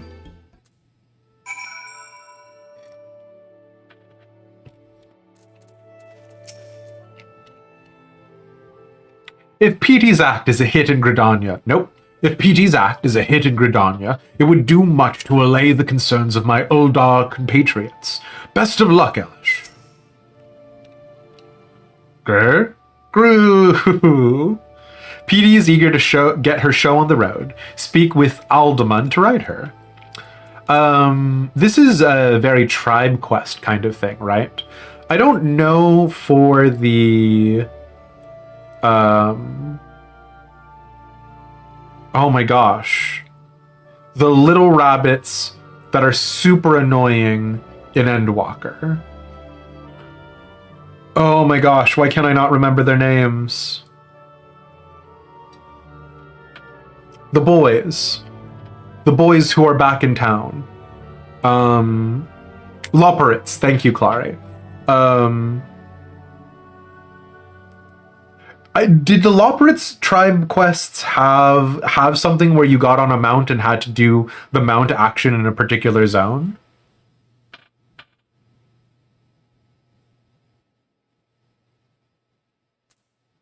Yes, okay. So it is actually something that they keep through all the way to the end. Again, I have not been doing my tribe quests since Heaven's Ward onwards, right? So we're a little bit behind on that particular lore, but it is kind of fun to see them bringing this mechanic through the ages. There's so many mechanics they've left behind, hey? All three tribes do that. Que fancy! I guess that's true. That's definitely true of Heaven's Ward and A Realm Reborn, isn't it? Or wait, no, A Realm Reborn, the Ixali, do the Ixali give you a mount? This is nothing. We're moving on, sorry. Trust me, Petey'll love having you aboard. Now's our chance to get these eggs into the hands of the eager Gridanians. She's too timid to wander off on her own, so if something else demands your attention, she'll make her way back to me. Now get out there and give Gridania an egg surprise. I don't know what an egg surprise is. Oh, it's literally the name of her move. Egg surprise, yep. Dazzles ladies, seneschals, and fellow gobus alike with egg-related arts. They said that the show was over here, didn't they? Mount Petey. Yep, nope, you get it. I get it.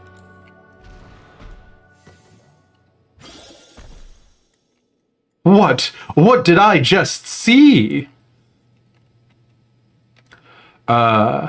This must be that performing Gobu I heard so much about. Good show, good show. I think I'll get an egg of my own to remember this by. Is this... Does this... Now, I don't want to accuse Squeenix of trying to give us less goods that they could put on the Mog Station instead. But is this... Are we... Okay.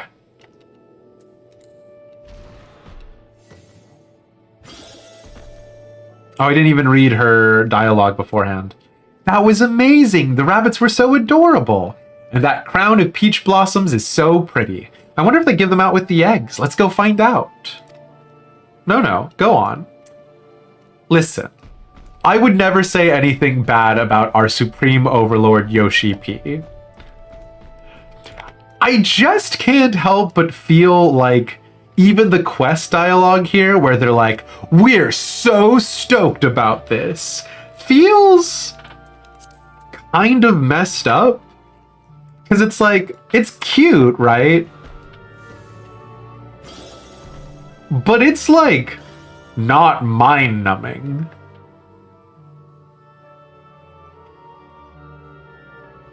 Yeah, they released the moon mount straight to store and then combined the holidays. Yeah, I don't know. I feel weird about it. But here we are. Anyways. Okay. Chocobo Keep. I heard the Hatchentide festivities would be held this year, but I've seen nothing out of the ordinary.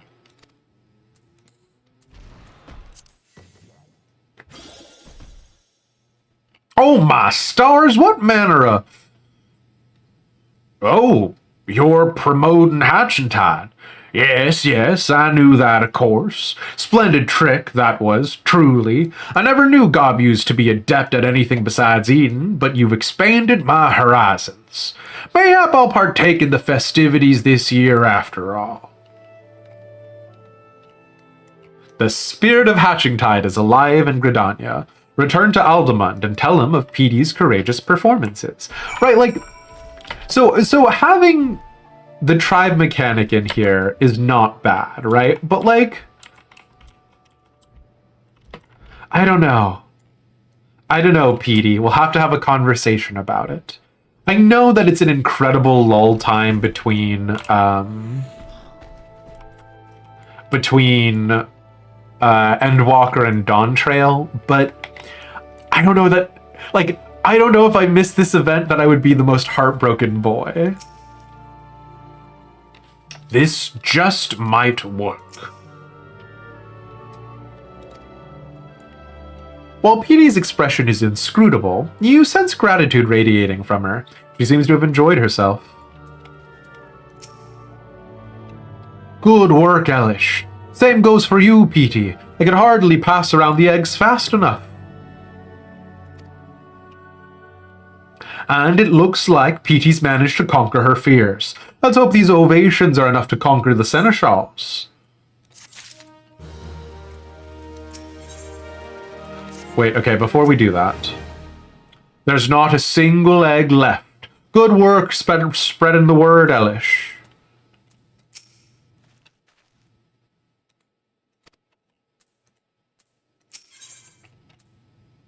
Petey in pink. The Royal Seneschal has reached a decision. Although I've been but a bystander in affairs so far, what I've seen has been truly inspiring. Petey is possessed not only of a kind heart, but the soul of an entertainer as well. I would have her be the main attraction of our stage in Ul'dah. On behalf of the Little Ladies' Day Planning Committee, I invite you to our city as honored guests. Well, I'm not one to decline such an eager invitation. Consider it accepted. But first, I'd best tell Miss Leopo that she'll be needing more eggs. Go on to Ul'dah. We'll find our own way there before long. Wonderful. Then I shall depart at once and make the stage ready for your arrival. Ahem. You've helped tremendously already, but there's no denying that Petey has taken a shine to you. Might you watch over her in Ul'dah for a while, just until she becomes accustomed to the crowds?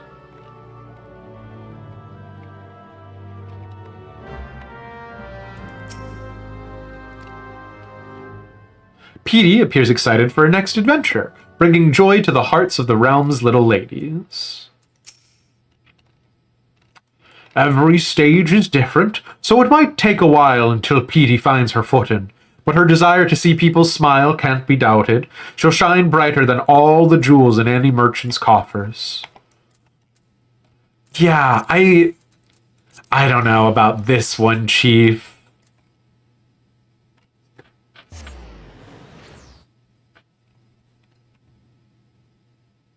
Here's the thing. This is giving us a nice baseline for Final Fantasy XIV writing. It's not incredible, but I wouldn't say it's terrible, right? Like, if we're being pretty pessimistic, we could go ahead and call it uninspired, bland. But, you know, there's like a little bit of nodding towards previous lore. There's a little bit of work being done to connect it. At least they didn't say actually Petey is an alien from outer space. But yeah, I don't know. It's pretty rough. Thank you, Marin.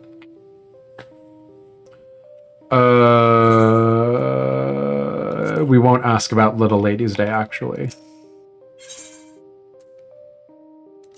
We have a ton of confetti, right?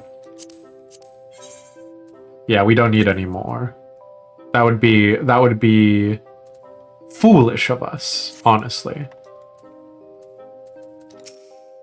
To get more glamour prisms. You can't fit anymore. Legally, we can stack them up to 999, JR. We can fit plenty more. You've arrived. You'll be glad to know that I've managed to win over the planning committee. With my story of Petey's show, Ulda's gates will be cast wide for her arrival. If she is amenable to the idea, I would have her be the star attraction on this year's stage. But the first order of the day is to spread the word. If we tell the citizens what we saw in Bent Branch Meadows, it is my hope that they will welcome Petey with open arms. And if her show is a success, then we will have managed a celebration which spans from Gridania to Ulda, painting smiles upon the faces of all the realm's little ladies and egg fanatics alike. If you, however, live on Vilbrind, or otherwise known as Limsa Lominsa, you're screwed. I shall stay here and drum up what interest that I can. Elish, pray head to the steps of Thal and do the same. Meet me at the stage afterwards, and together we can shower Petey with applause. Is it bad that there's a part of me that wants Petey to go on a wild rampage and, like, murder people?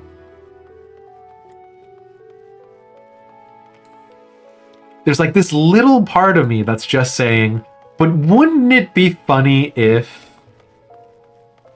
Because, like... The Gobus are, like, legitimate problems. I don't know. Well, I don't know. Murder is so funny. Thank you, JR. That's what I think as well. I didn't know Gobus were capable of anything more than mindless eating. Are you sure this show isn't just watching a beast chomping on hay? The crowds of Gridania gave her a standing ovation. So what if it is? You'll still have a chance to see a Gobu up close.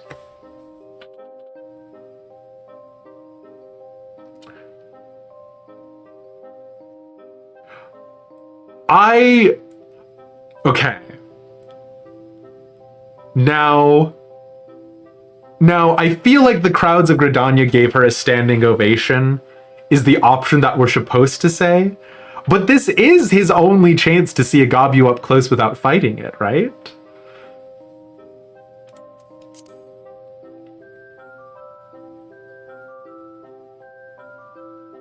Well, when you put it that way. Besides, is this the same dialogue no matter which choice you make?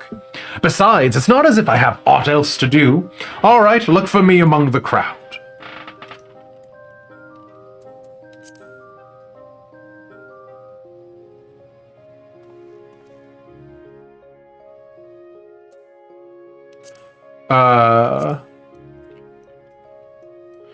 Her chance. Oh, did I misread it? I'm sorry.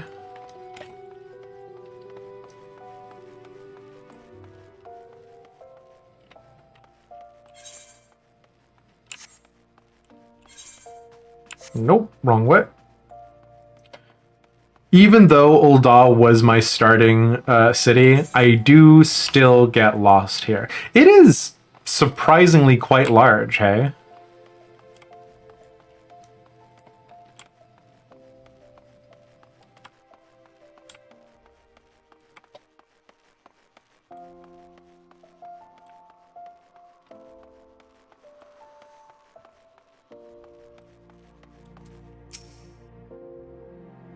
I swear to God, I thought she was wearing a Saint of Nymea hat.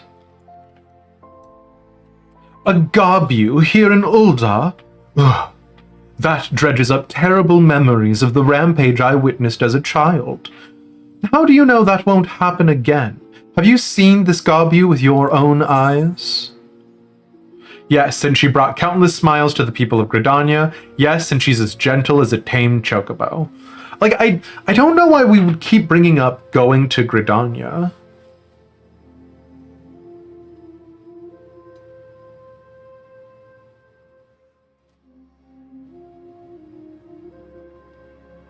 Oh, interesting, JR. Hell yeah. Gotcha, gotcha, gotcha.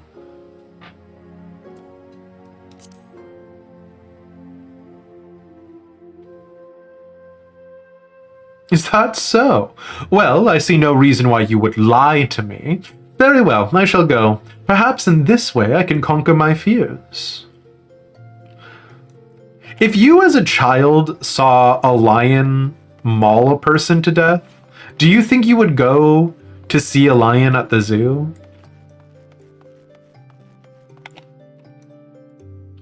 Right. Hello, hello. I will go ahead and hydrate. It's good to see you.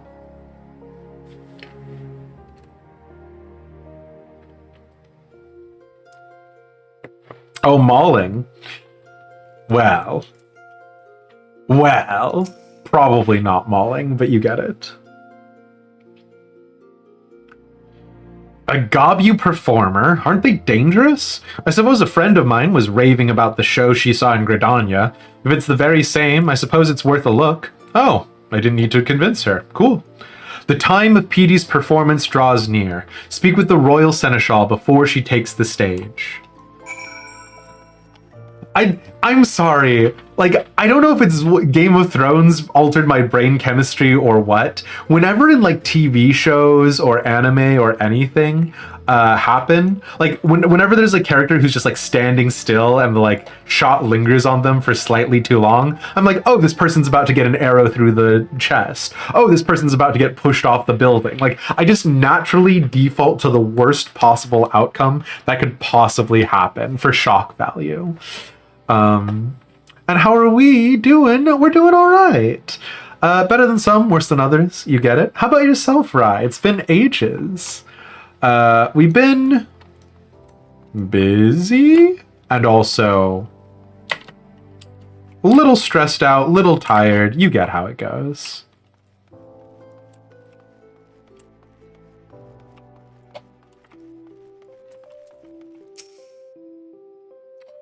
Oh, Petey.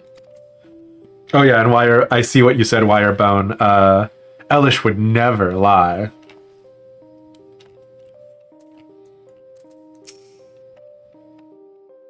This crowd's got even my knees shaken.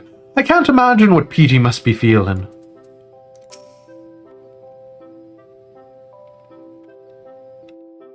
My thanks, Elish. It seems word has spread even further than I had hoped. And while this is cause for celebration, Petey appears to be intimidated by their expectant gazes.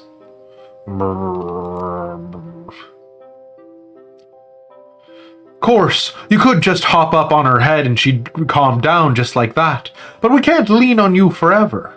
Why don't you rally her spirits with some encouraging words, Elish? Seems she's warm to you, and I reckon she'd appreciate whatever you have to say. You know what this is to me? This is those shows that just have a dog randomly start talking without expanding like the concept of like, is the dog sapient? Does the dog have rights? Is it okay to continue treating the dog like a dog, even though now it has clearly demonstrated an ability to communicate and a higher level of understanding? I like the fact that Petey apparently understands us and is perfectly able to communicate with us raises questions. You've been okay? You do understand? Hey. Well, I'll take okay over not okay. It's good to see you. Dog rights. Very fair. Dogs do have rights, but also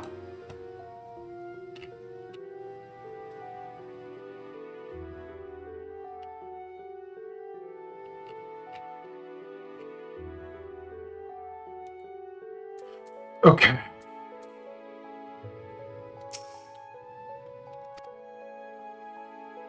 Petey is frozen with fright, but she may come to you if you rally her spirits. Right.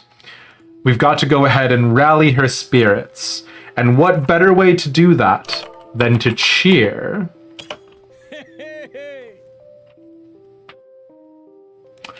Doesn't look like that worked. Okay.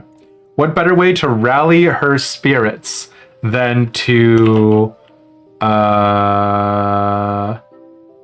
Do a little dance.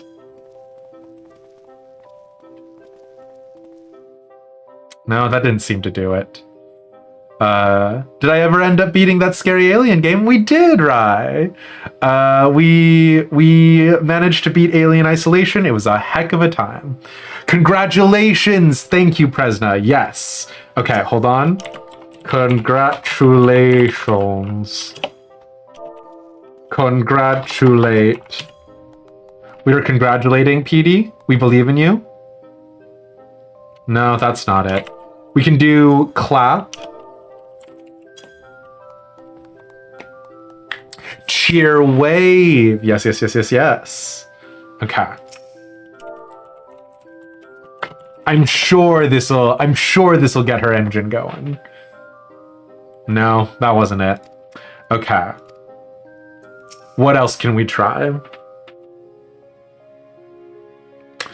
It's so tough. How do you rally? Because of course, Square Enix would require a story mode. No, JR. How do we rally PD? We can converse because we're supposed to rally her spirits with a few choice words. We converse with her. We have a conversation. No, that didn't work. Clap. We tried clapping, but maybe the second clap would do it.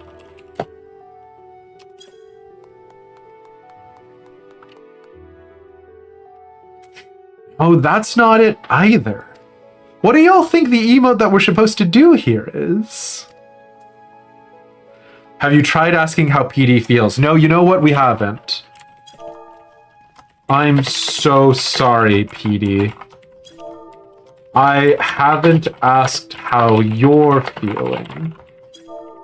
Do you want to do this? Do you feel like you're being exploited for labor? Is Aldemund paying you a living wage?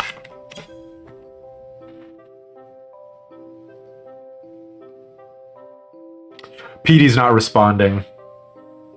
Pet! Okay. No, you're so right. Let's try petting PD.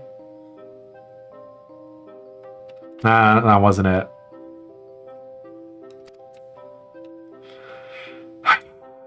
PD wants to unionize. God, and PD should unionize. All right.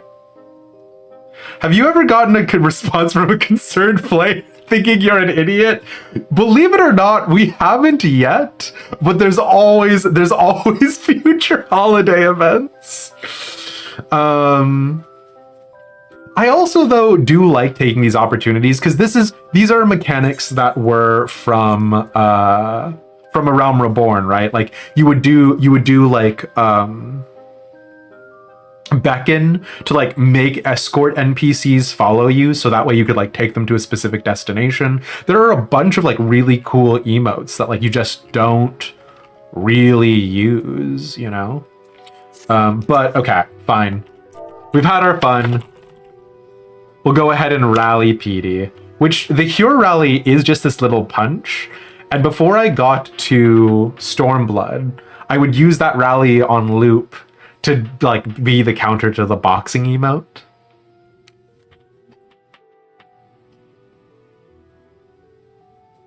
Truth be told, this is her first time performing alone in front of so many people. I can see why her legs won't listen to her heart. Remember how happy you made everyone in Gridania? Don't worry, PD, I'm right here. Little Lady's Day needs its princess. I don't super love this, but don't worry, PD, I'm right here. How many teeth does PD have? At least as many as a human, times 3 rows. Is that a rude question? Yes, but PD's very open-minded. Ellie on the car radio. Battle Benoit, it's okay. Hey, if you want to listen to Spotify, listen. Hosier just released a new album. I've heard that it's pretty mid. Go listen to whatever you'd like. But also, are you sure you want to choose me?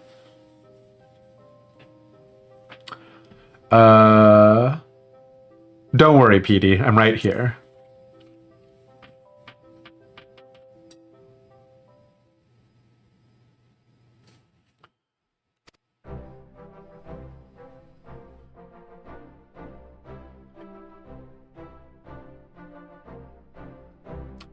That did the trick. You've really got a talent for saying the most generic lines, and that being all that's required to make the narrative keep going, Elish. We are in your debt, truly. It's almost time.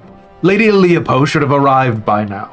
Elish, pray join the bystanders and give Petey your heartiest cheer. How many toothbrushes do you think Petey goes through? I think Petey sharpens their teeth by gnawing on the bark of a tree. And coincidentally, their favorite tree to gnaw on happens to be eucalyptus, which also cleans out their teeth. It's all, Squeenix has thought all of this out ahead of time at Nini 1. You were listening to Hosier? I do really like the artist. I haven't listened to the newest album, so you'll have to tell me.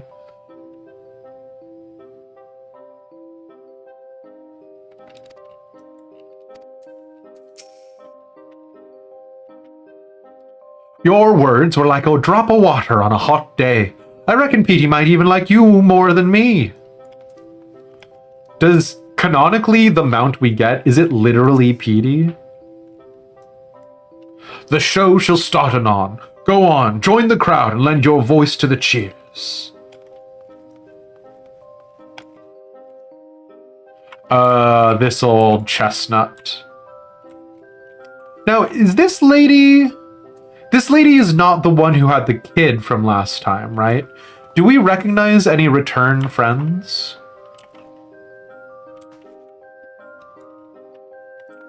Because sometimes they have NPCs from previous year's events. Have there been any NPCs from previous year's events at this one?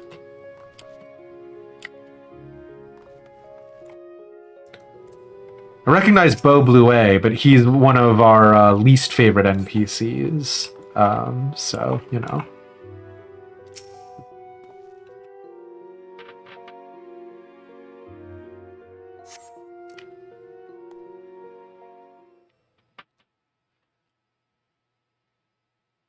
And now for the final act.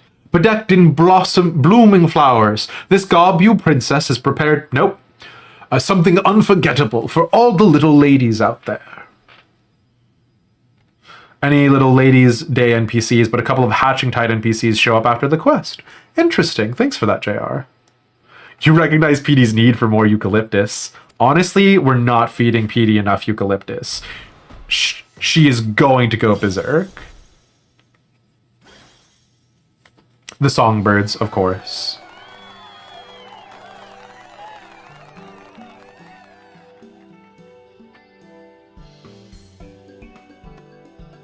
This is just how I envisioned it in my dream. Yeah, so like Geely Leopo's whole thing is that she dreams things that actually happen. She literally has prophetic dreams. Her prophetic dreams are garbage. They are all egg-oriented. And to think I ever believed Gobus were naught but wild beasts. Oh, I simply adore her. If Hatchin' Tide is even half as thrilling as this show, I'd best catch the next airship to Gridania. All's well that ends well. The little ladies get a great show, and Hatching Tide gets more egg seekers. Their smiles are like so many flowers in full bloom. Petey will be the talk of Ul'dah for months to come. You had a prophetic dream when you were a kid, and it actually helped. Ooh, what happened? That she will, that she will. I have to thank you, Miss Leopo, for giving us both the chance to find a little bring a little brightness to so many lives.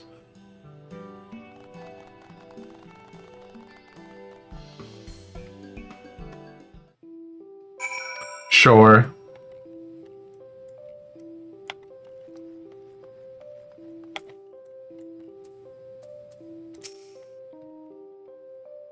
I've left Ninota in charge of the goings-on in Gridania. Oh, would that she could see my dream come alive.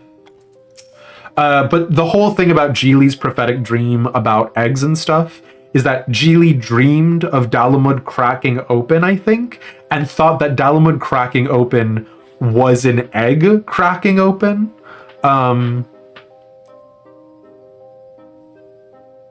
So, you know, I reckon Petey had the most fun out of everyone here.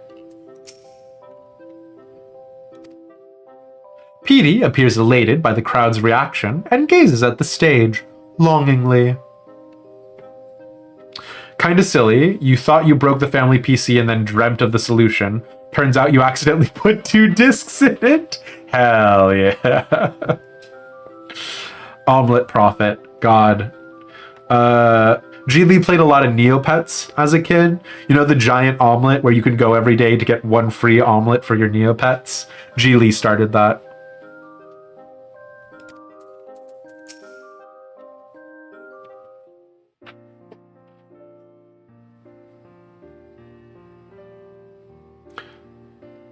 Thank you, Petey, for bringing joy to the citizens of Ul'dah, especially its little ladies.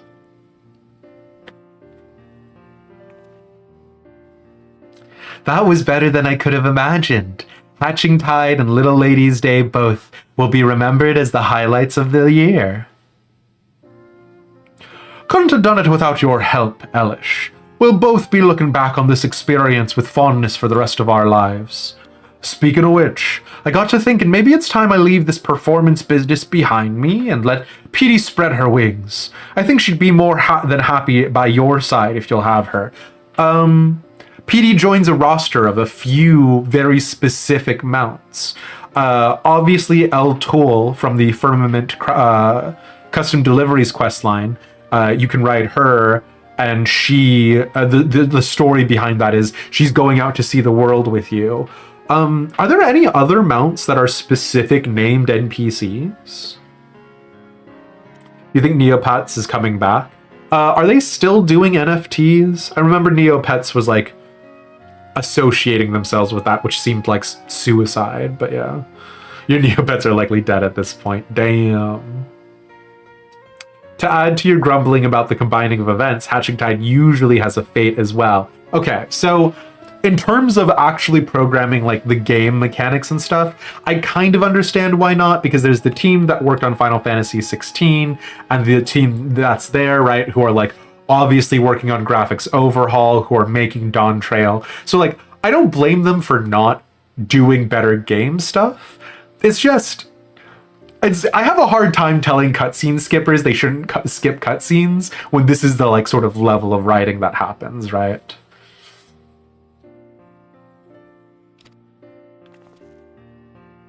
As for me, I have it in mind to find a place to settle down and rest these old bones. I'd hate to tie Petey down just when she's found her passion. If you bring her along on your adventures, she'll be able to deliver smiles to corners of the world I've only heard tales of. Dawn Trail. Are you sure you can manage without her?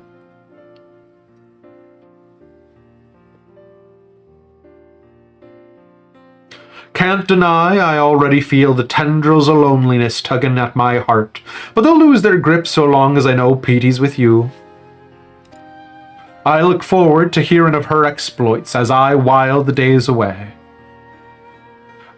But this man will literally be nowhere in the world. There will be no opportunity for us to update him on Petey's exploits. And also, if I have Petey do a magic trick involving Little Ladies' Day or Hatching Tide in the new world, they're gonna look at me and they're gonna go, why does your giant gray friend have a trick involving eggs and rabbits? That doesn't make any sense. I don't mean to be rude, but I am required in Gridania. Ninota must know just how perfectly my dream manifested. Give the lass our regards, eh? I'll stay here in Ul'dah until the festivities end, and who knows, maybe longer.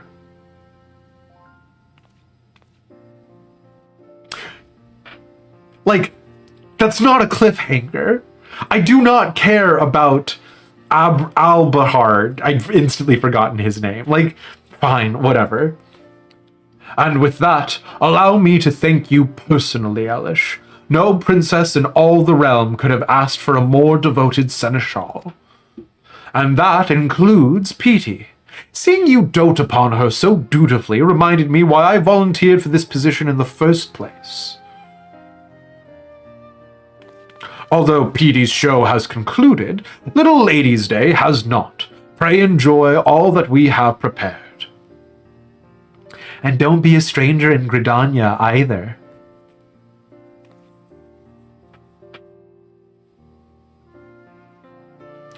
Zal showed you Petey recently because you asked what his most ridiculous mount was. There you go. Pretty ridiculous. And like, it's fine. Like, there's nothing like... I should not be as tilted as I am about it, right? Like, it's fine. It's fine. It's fine. The songbirds, it's fine. You were like, why are there eggs? And like, right, like that's the other thing, right? Is that obviously in the real world, we are aware that there are specific connotations behind these holidays, right? The fact that Easter predates Christianity and was originally a festival about fertility and renewal, right? Things like that. Like, obviously we are aware of the fact that the Easter holiday and that Little Ladies' Day, right, are not one-to-one translations. But I normally really like the holiday events because they're like kind of the game's closest way of getting back to that sort of comprehensive world building and interwoven narrative. Like, on the flip side, don't get me wrong, I'm glad that it's not like Genshin Impact or other gacha games that are like, hey, did you want to know what's happening with your favorite characters and the lore of the world? You better log in every day to update your battle pass. Like, I'm glad we're not doing that, right? But like,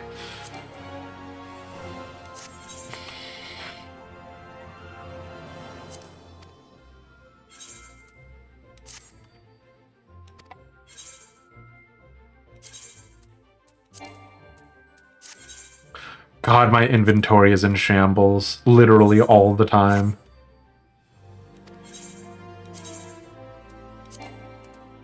It's bad. Okay.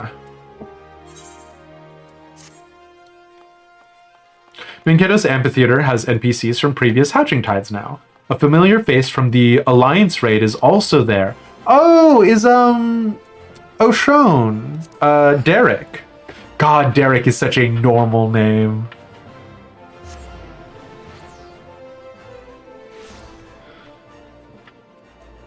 Inventory in shambles, just like me, for real. Uh-oh?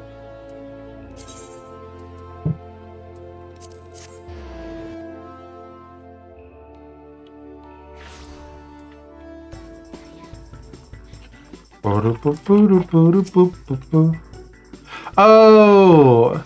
Riggy is the Spriggan that was like associated with the Fate last year when grabbing like all the eggs, right? I came here during my break to see how the festivities were coming along, but imagine my surprise when I heard tell of a performing Gobu.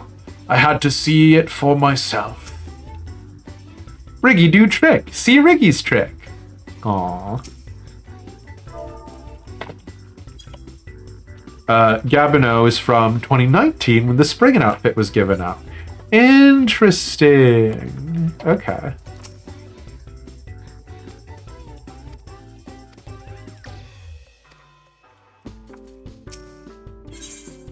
I actively hate. So I skipped through the lore here just because I think it is so unhinged. A fledgling festival, Hatching Tide was born of a prophetic dream visited upon a Gridanian maiden named Gelia Leopo. In her dreams, the 12 archons of old appeared. we're not going to touch that with a 10-pound like hammer. Those heroes who saved the realm from the destruction of the sixth umbral calamity. Descending from the heavens atop beautifully decorated eggs, they said to Geely, "Arise, young dreamer, and make ready the vessels for our return." And so she did, painstakingly painting and gilding eggs to match those from her vision. Word of the prophecy spread, and Geely attracted helpers to assist in her toils.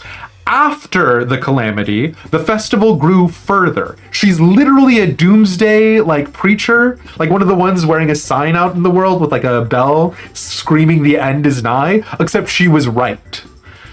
Word of the prophecy spread, and Geely attracted helpers to assist in her toils. After the calamity, the festival grew further, as townsfolk and adventurers flocked to celebrate the archons of yore, who many believe had some hand in delivering the realm once again.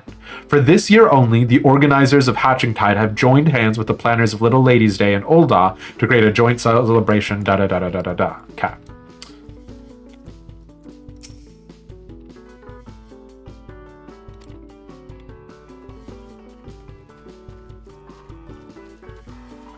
You'll recognize Hamlin from last year.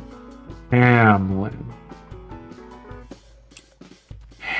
Oh my god, of course! Oh, how foolish of me. Hamlin was how you got, of course, a Tonberry outfit, but you also got the emote, which was Frightened? Yeah. Of course I recognize Hamlin. Eggs. Tonberry eggs. Such adorable decorations are sure to turn tonberries from symbols of terror to objects of adoration. I did like that Hamlin gave us clear voice acting directions. The Sylphs had a bit too much fun last year, so we put Tonberry eggs here and there to keep those tricksters away. Looking at them now, though, I only hope they don't scare away more revelers than Sylphs.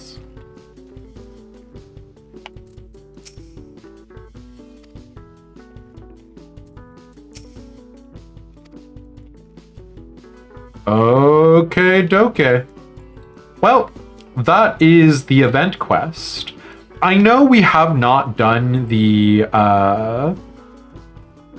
freaking role quest in a way that makes any sense, but let's go knock out the tank role quest, and then we can go ahead and finish out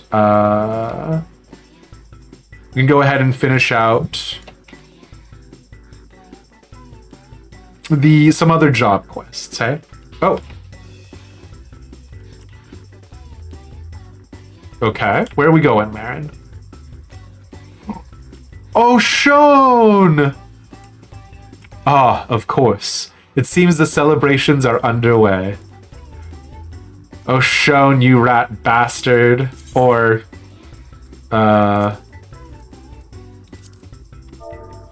Derek, I guess.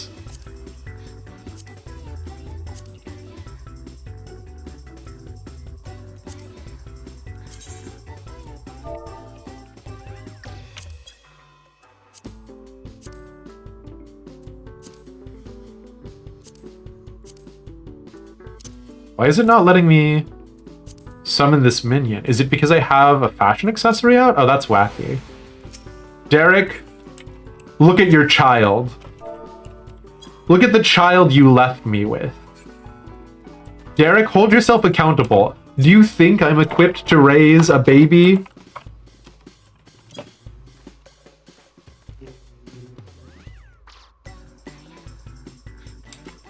Derek, I leave this child in a trans-dimensional hole in my pocket.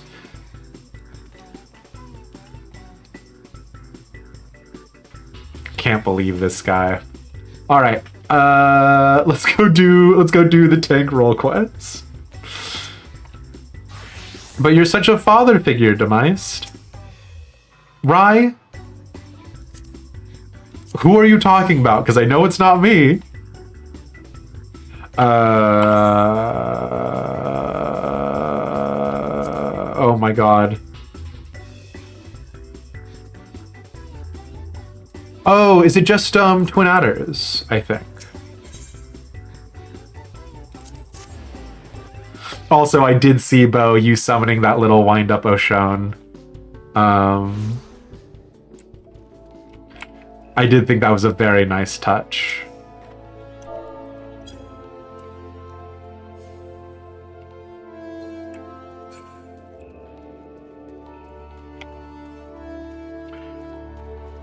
Okay, doke.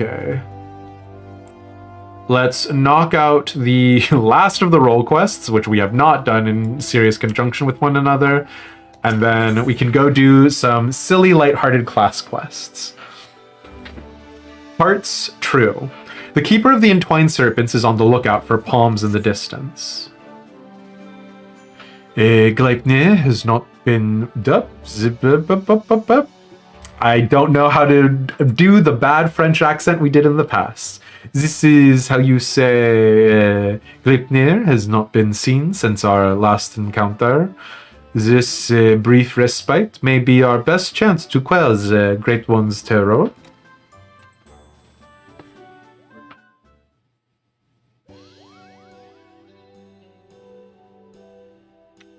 Make way for the saplings, Kupo. We've had plenty of practice cultivating our gardens, so selecting the most robust ones was a simple matter. I say it robust. You got a problem with that, Kupo? That was the hardest work, so you can help us with the easy part. If you see a spot of corruption, cleanse the taint and plant the sapling in its place, Kupo. Do it enough times and the Great One is sure to understand that we're doing all we can to heal the forest, which ought to brighten its mood. We'll see to the East Shroud. You should have no trouble taking care of the rest, Kupo. Your efforts are much appreciated. We will begin without further delay. I trust you will not object to my company. I dare say healing the forest is one task for which I am more qualified than most.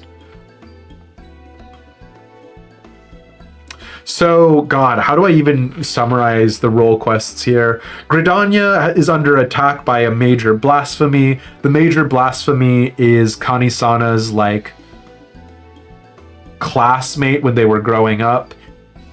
He got exiled from the forest because he showed a bandit where to find, like, the great oak tree where the Great One, the elemental, resides, except it's literally public knowledge and there are no guards there. And so for that, he was stripped of his Pajali horns and exiled, which... So that's the cliff notes. If you want to know the play-by-play, get in there. Keeper of Entwined Serpents is actually not from Gridania nor from Ishgard, but is actually, in fact, a former Garlean. What is the appropriate Garlean accent, you might ask? I don't know if... Has the community decided if Garlemald is supposed to be Russia? Elder Seedseer, are you well enough to leave the city? I should like to think I have been for some time. In any event, Isumi has personally grown tired of my objections and ceased his attempts to detain me further. Always thought it was Russia/Germany. That's definitely the vibe it's supposed to give, right? But, like, obviously nowadays, Garlemald-Russia comparisons are especially bad for obvious reasons. Allow me to be the one to consecrate these saplings. 'Twould be an honor to offer words of thanks to the forest for its bounty. Please do, Kupo. A prayer from the Elder Seedseer herself will surely hasten their growth from tiny saplings to towering trees.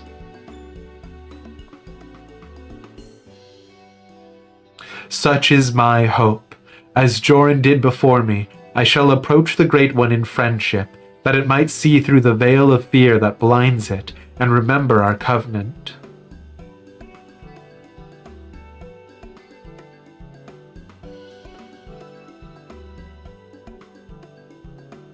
Let us begin by cleansing all traces of corruption in the central shroud.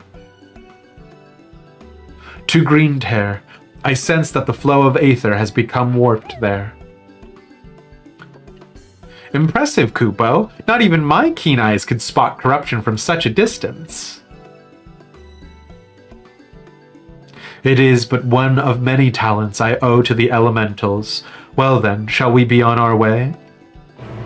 Yeah, I don't know that being able to see ethereal corruption over long distances is a really, like, massive benefit over, I don't know, causing earthquakes so bad that it kills all of your people. Like, I hate to be this guy, Kanisana. The elementals just suck.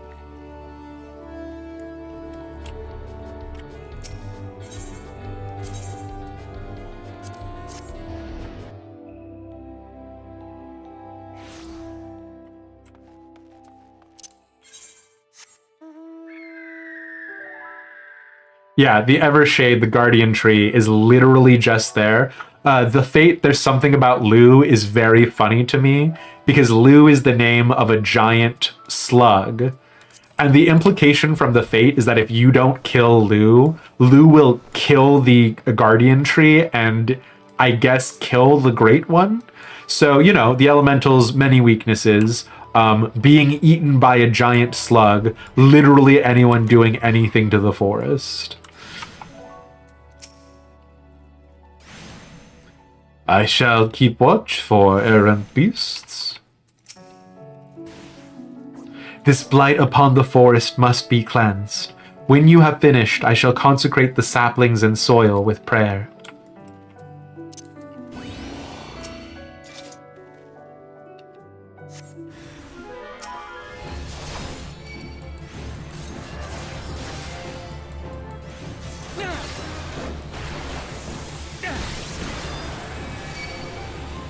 Oopsie poopsie.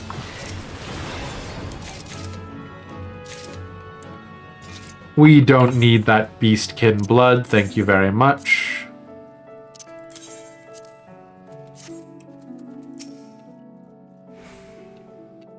The taint has been cleansed, but it will only be a matter of time before it manifests once more.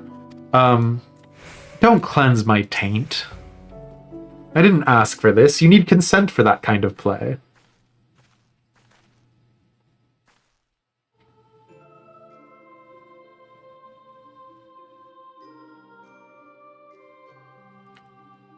In gratitude for your boundless blessings do I offer this gift. May it nourish you as you nourish us.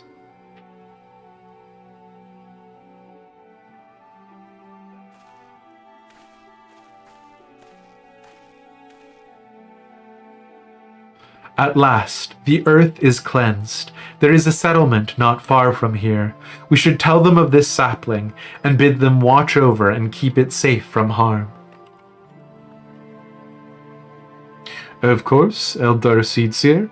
I shall relay your words forthwith. It will give the people hope to know that they can aid in the restoration of the 12's Wood. Thank you. And now we must go.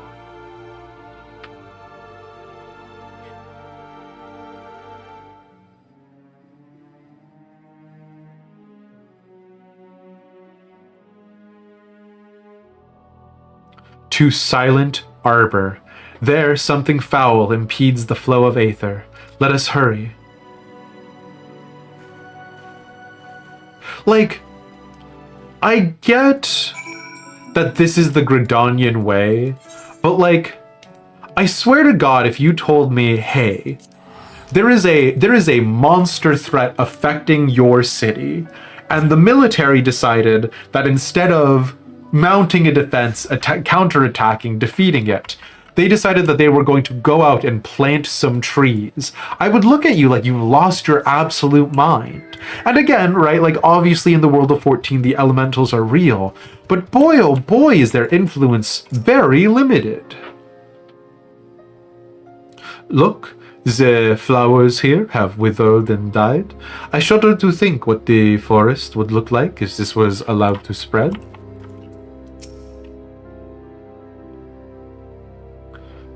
Pray see to the corruption that I may plant and bless the sapling.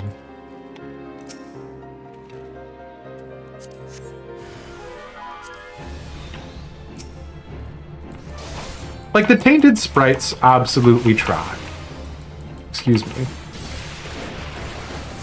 Because that's like the entire Conjury quest line in A Realm Reborn. I trust the Mughals are planting their saplings with suitable solemnity and reverence. But if they are not, let us hope their festivities do not draw the Gleipnir's eye.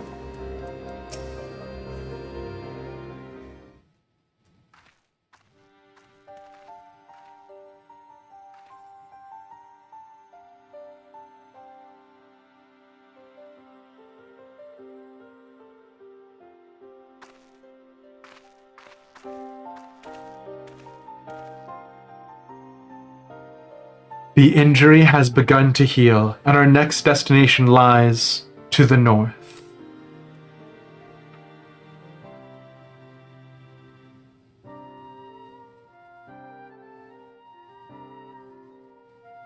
Near Hurstmill, I believe.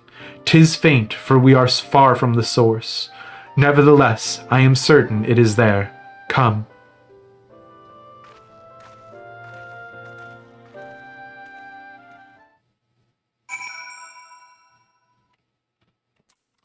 Okay. Hurstmill is where you can talk to Geralt about the Realm Reborn relic weapons. I think the Realm Reborn relic weapons are actually quite fun. I say as I do not complete a single one, but they required the most sort of like lateral thinking, doing multiple tasks, working together with people. I don't know. To me, it could be really fun to get a group together to go do like hunt these specific monsters that are only in this one region, etc., etc.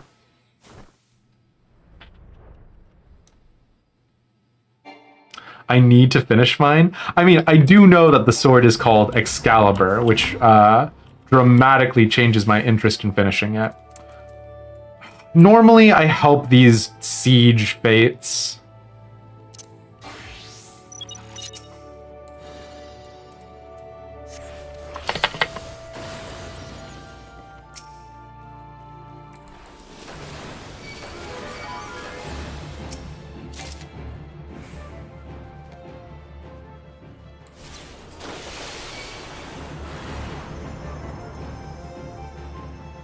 There is no way we are finishing this in time.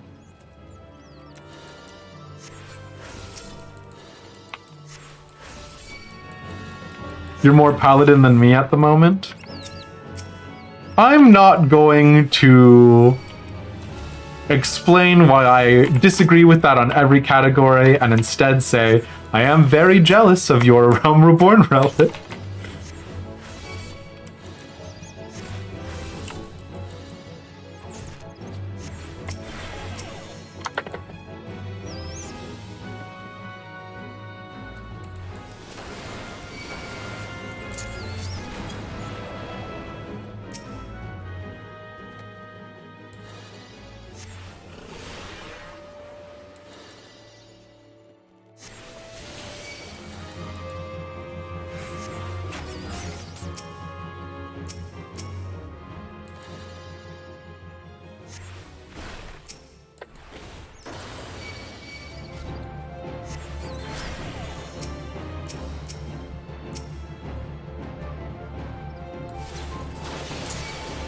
All this work for a sack of beans.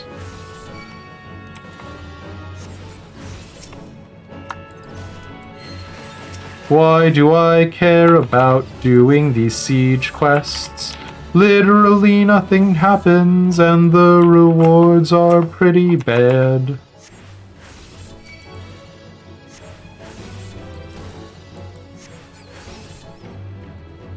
Okay. Fine, it's done. We move on.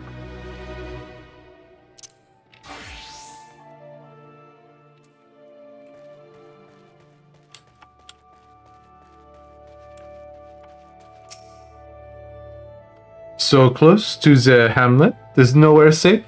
Where must the people seek shelter from the corruption?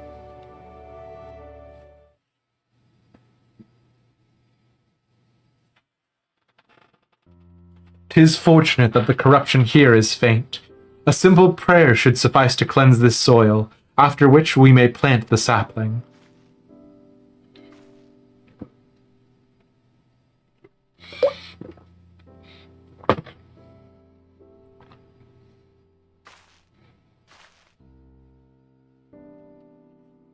I sense no other disruptions in the etheric flow, which leads me to believe that the Mughals have already seen to the remainder. Indeed, the Twelveswood sighs with a contentment I have not felt in a long time. But will it serve to placate the Great One? I cannot say. Not until we visit the Guardian Tree.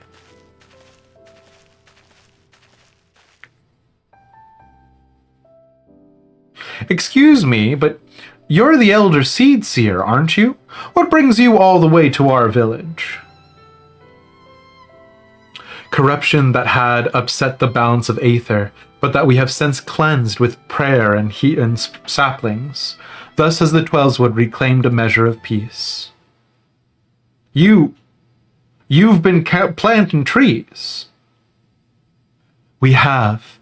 The elementals have suffered much of late, and with these offerings we endeavor to raise their spirits. Yo, is the role quest about to pop off?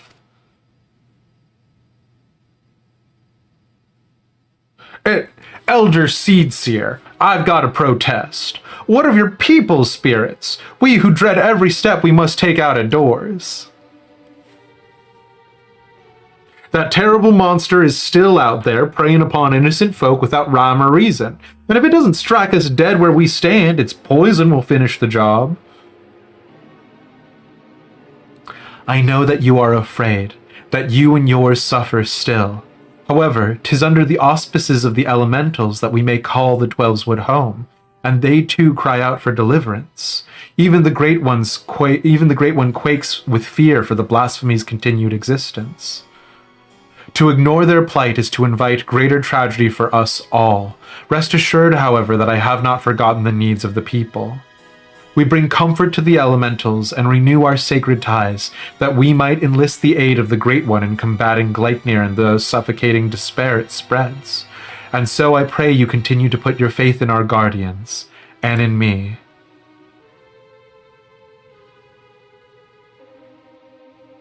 Would that we could, Elder Seedseer, but we've been dealing with death and sickness since before Gleipnir's coming.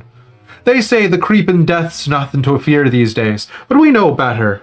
One of ours caught it not too long ago. We gave her the cure, had plenty on hand, and for a while we thought it would be all right. But by the time we realized it hadn't done a damn thing, it was too late to call for a conjurer.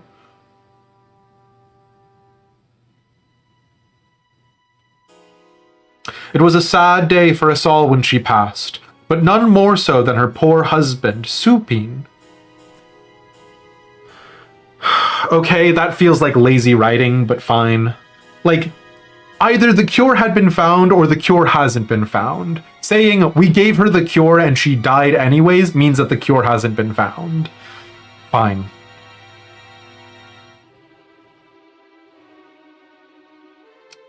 He was beside himself with grief, and who could blame him? And then came Gleipnir to compound our woes.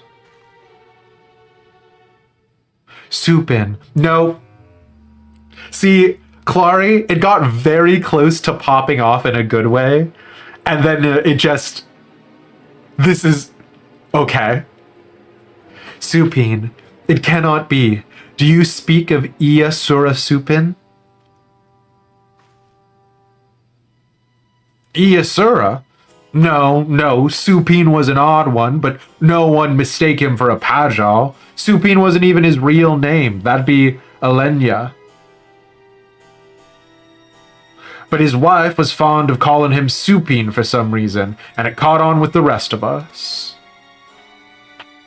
I see. And what did Elenya look like? Well, I'd say he'd seen no more than 30 summers, kept to himself, came and went with nary a word at times, though after he met his beloved, he became more of a fixture, friendly even. His wife was a sickly lass, but she had spirit.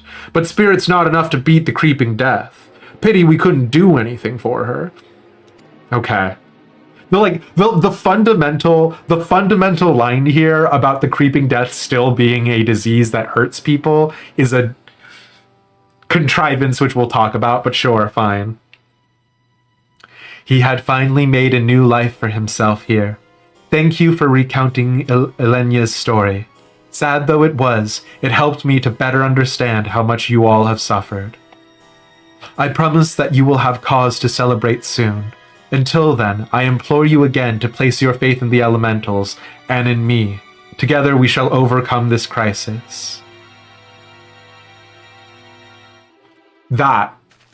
The part where they just go, yeah, I had some concerns earlier, but now that you just repeated the exact same line 3 times, I'm ready to rock and roll. Okay. Despite what he said, I am certain this Elena was Iasura Supin.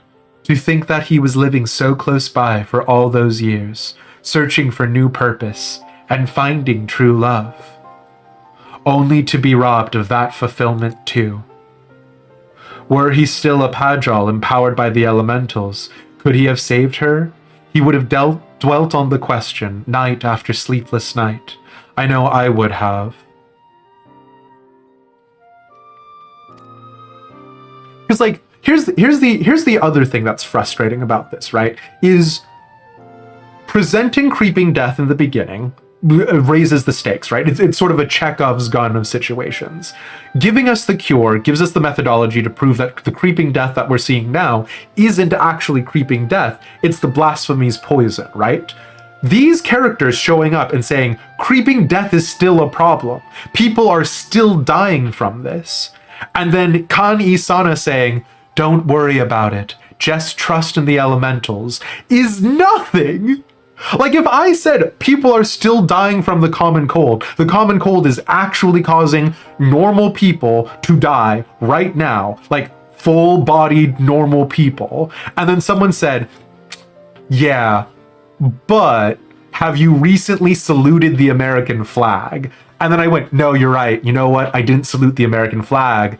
And then my friend died from the common cold. I wouldn't be like, oh, shoot. The answer is more patriotism, more believing in the elementals.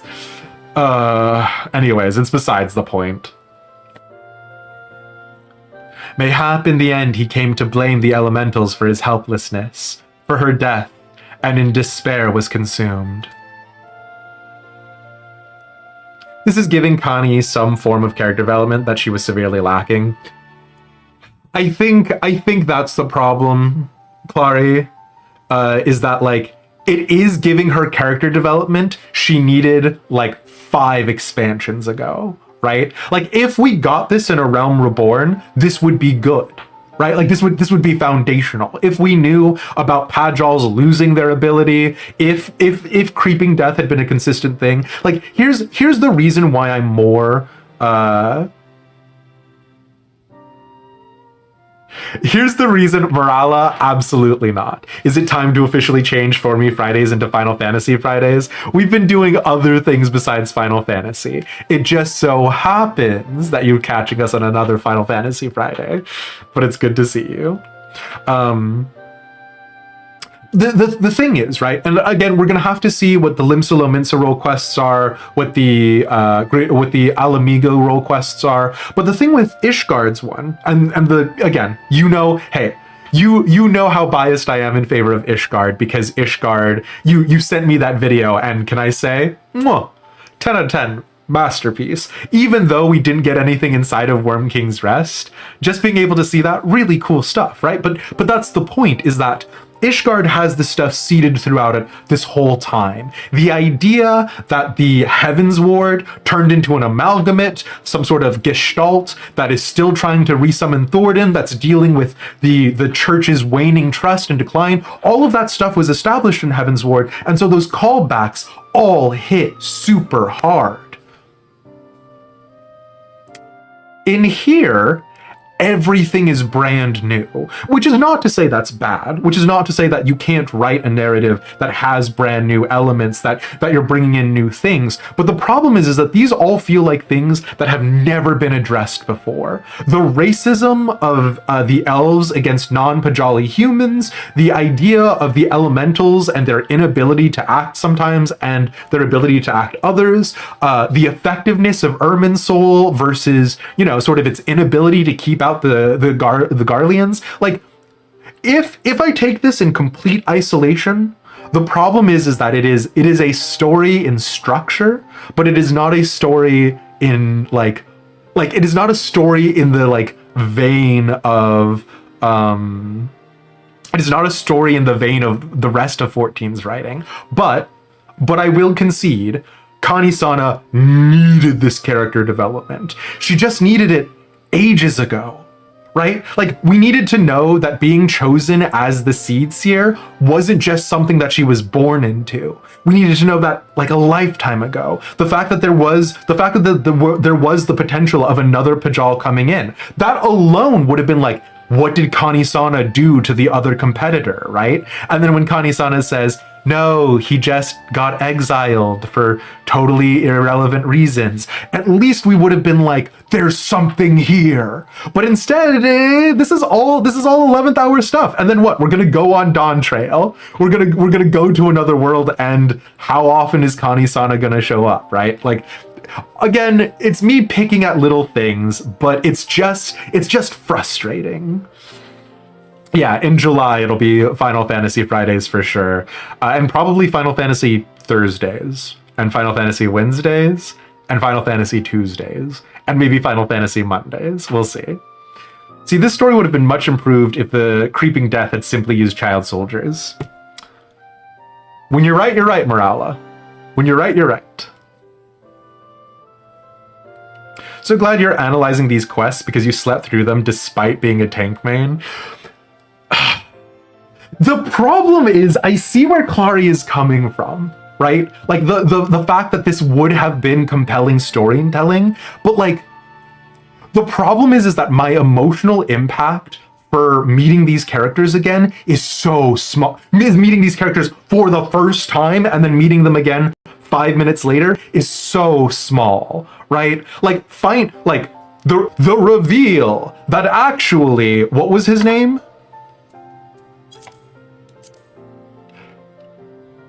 The reveal that Alenia was secretly supine all along means nothing because we've never talked to Alenia before, we've never met him before, and then like Hearstmill has been a setting. Hearstmill has been around. Hearstmill is famous for grinding Muntoy beans, which is how the majority of Gridanians get their protein, because it is one of the few ways that Gridanians have an agreement with the elementals to be able to eat food, because it's an active problem, right?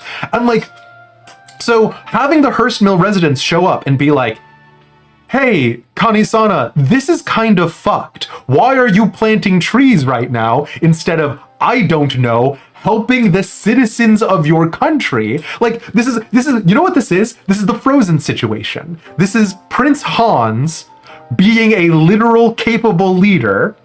Meanwhile, Anna's going, oh no, Elsa, my sister, and freaking, like, running off into the wilderness, leaving their kingdom, Arendelle, ungoverned. That is exactly what this is, right? Kani-sana's like, oh no, the elementals are so sad. We need to go fix these ethereal rips and plant these trees. And here's the thing. Is Kani-sana the best of the Pajal, the best of the white mages? Yes. Can she do it the fastest? Yes. Are there literally at least 3 other Pajals with their entire arms up their butts doing nothing right now? Also yes. At minimum, what Kani-sana should have done is looked and said, I see 3 rifts. I'm gonna go take care of one super fast. I'm gonna send my other Pajals, who this should be priority number 1 for them, to those locations to heal the rifts. Instead of me, the leader of the entire country, manually going and planting the trees one at a time. And like, I understand that it's a limitation of the storytelling, right? I understand that it's a limitation of the role quests. You as the player character need to be there, otherwise it didn't happen. But why did we do it 3 times? Why did we do it 3 times? What was the point? Like, the first time, Kani-sana says, hey, thanks for doing this. The second time, Kani-sana says, I really appreciate you doing this. The third time is where all the story is. Why did we just go straight to the third time? Anyways, it's besides the point. It's besides the point. It's besides the point. We're moving on. How long do I predict Dawn Trail will take me? You're betting 4 months because I'll go on 10 billion rants. Sathies, seeing as you asked me that question a little bit ago and I just finished screaming about the tank quests. If you had asked me what these quests about, you genuinely could not tell me a single thing about them. They went straight in one ear and out the other. Yeah. Like, here's the thing, right? Gridania is interesting. They don't make it interesting. You have to like sift through it, right? And like, the problem is that Gridania occupies this really awkward place of being the closest approxima to to medieval Japan, right? The concept of Shintoism, the concept of a warrior caste, the idea of sort of intense classism, right? Like, Gridania is supposed to be our Japan approxima in the beginning, right? And like, you can see it, you can kind of feel it a little bit, you get it. But when you introduce Hingashi, when you introduce Shirogane and Kugane, right? Why does Gridania exist? Like, their unique narrative position in the thing now is basically just that Gridania has racism between the Duskwhite Elezen and the Wildwood Elezen. And that's the only other thing. That's the only other thing that Gridania has that makes it interesting, is that the elementals said, hey guys, I know we've killed all the elves who came up here before, but this time for realsies we won't kill you. And some of the elves said, yeah, okay, we have not been naturally selected out to be suspicious, so yeah, we'll take that. And then the other elves who said, we have been naturally selected out to be suspicious, said, no, we're not coming out of Galmora. So the elves who say, yeah, okay, what could possibly go wrong, go out with, you know, Pajalis and the whole 9 yards, and they become the Wildwoods, and they're of preferential status, and the ones who choose to stay down in Galmora, the Duskwhites, who have historical antecedents of elementals murdering them over and over again, and choosing not to trust that, are now punished across the board. Anyways, it's besides the point. We can't get into Gridania. We can't get into Gridania. I will be here for literally the rest of my life. Welcome back, Pixie. Did I mention that I feel things about Final Fantasy XIV lore? It would be funny if they had, in this case, someone actually being someone else, and it turned out that person doesn't exist. That's why you never met them. They're not real.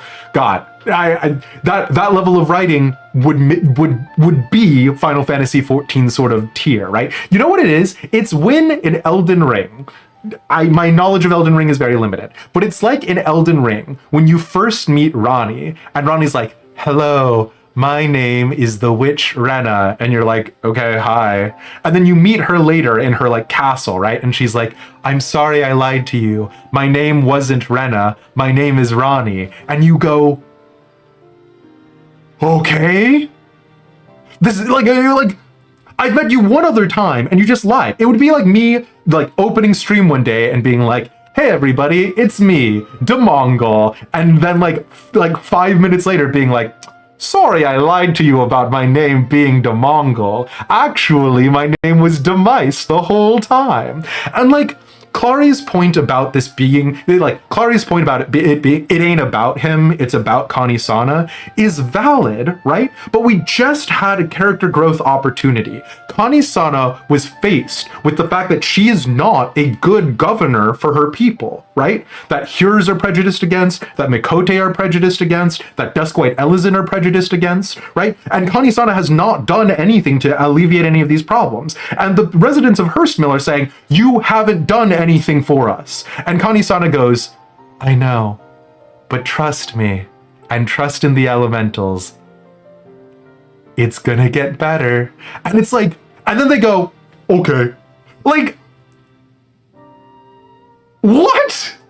Like, my least favorite Ishgardian, a Madeleine de Fortemps, right? Like, the foppish jerk that he is, right? He gives the order to accidentally kill a woman, or what he gives the order to do something. A Temple Knight freaks out. The Temple Knight shoots the woman falls down, and it causes a giant riot, and it causes a massive diplomatic incident. And Manelaine, after this incident happens, goes, I don't want to be punished. I don't think I did anything wrong. And Thancred punches him because he's trying to shirk responsibility that is explicitly and literally his.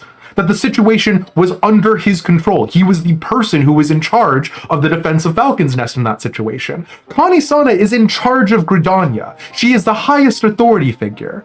The fact that no one punishes her because of that, and she can just get away with going around and planting trees in a moment of national crisis? Anyways, we're done. We're moving on. Well, the Mughals helped off screen. Yeah, right. They did, legally. You predict a whole year? I can't believe you'd do this to me, Clary.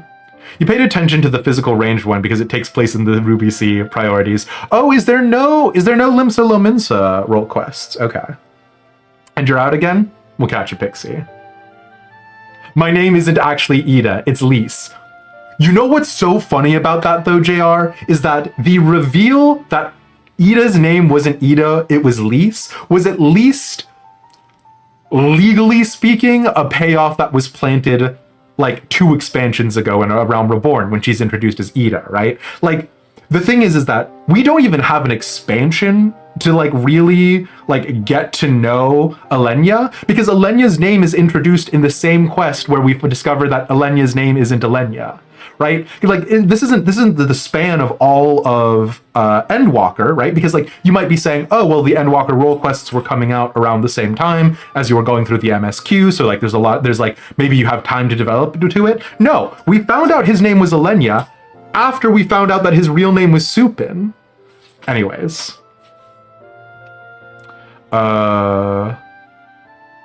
DeMongol is your favorite streamer. I can't believe you've done this to me, Morala. It is good to see you though, Dada Yum Yum. We've switched our stream times to be fairly untenable for the UK. How are you joining us if you're comfortable talking about it? Do you know why Rani lied though? Isn't it because she's like the whole, like chosen consort? Something about star magic? Limsa is melee DPS. Okay, I forgot there were 5, not 4 for Shadowbringers, yeah. Your night shift and today's a day off? Well, heck. Thanks for choosing to spend any amount of your night off with us, hey? She's why the calamity happened, so she's basically a national terrorist.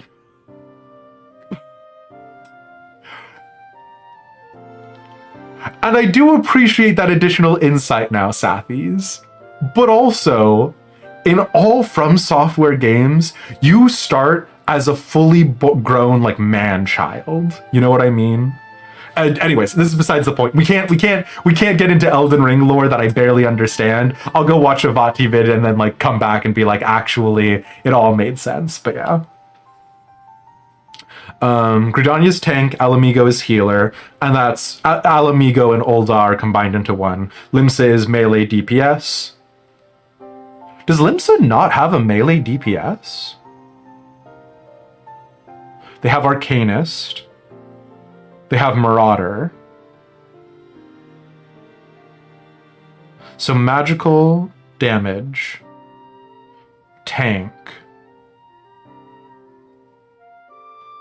Rogue was added, wasn't it? Or is Rogue there in the beginning? Who was the third Limsa class? Marauder, Arcanist. Is Rogue the third? Marauder, Arcanist. I guess Arcanist branches out into Summoner and the other one, but okay. So that's what it was. Yeah, wacky. And Rogue is melee DPS, but that's the reason why it was added later. Anyways, this is besides the point. We're getting mad off track. Sorry. Okay. We're going in. Yeah, I hope you enjoy your Poke Battle, Benoit. We're having a time. Because like again, the problem is that I would no, it's besides the point. We're moving on. Personally, you think the rants are better having basically zero context for them? That honestly makes me feel real good. Thank you. Marrowweb is gun. That's true. Marrowweb is not machinist. Marrowweb is gun. Quest. Okay, thank you for the 100 bits, Fresno. We're going back.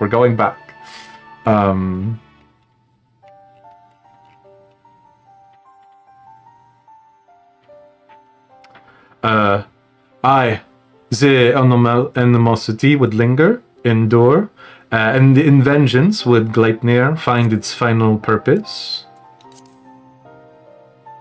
Oh, also, to answer your question that you asked 1,000 years ago, Presna, Irminsul is the name of the Irminsul hedge is a protective barrier that was raised around Gridania before the calamity struck. And Kanisana also oftentimes uses a protective barrier spell called Irminsul. It's not a Sumeru Genshin Impact reference. Okay. It's obliquely a reference to the Irminsul tree of legend, because the Irminsul tree of mythology is a world tree, much like Yggdrasil, but both the Sumeru one and the Final Fantasy XIV one are coming from the actual one off of Norse mythology? Anyways, besides the point, we're moving on.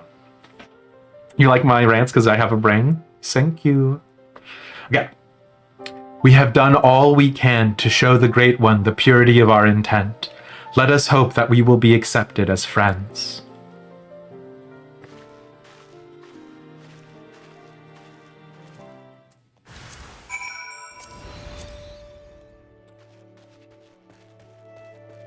Oh god, the monkeys are back. We're not going to stop this siege. We're moving on.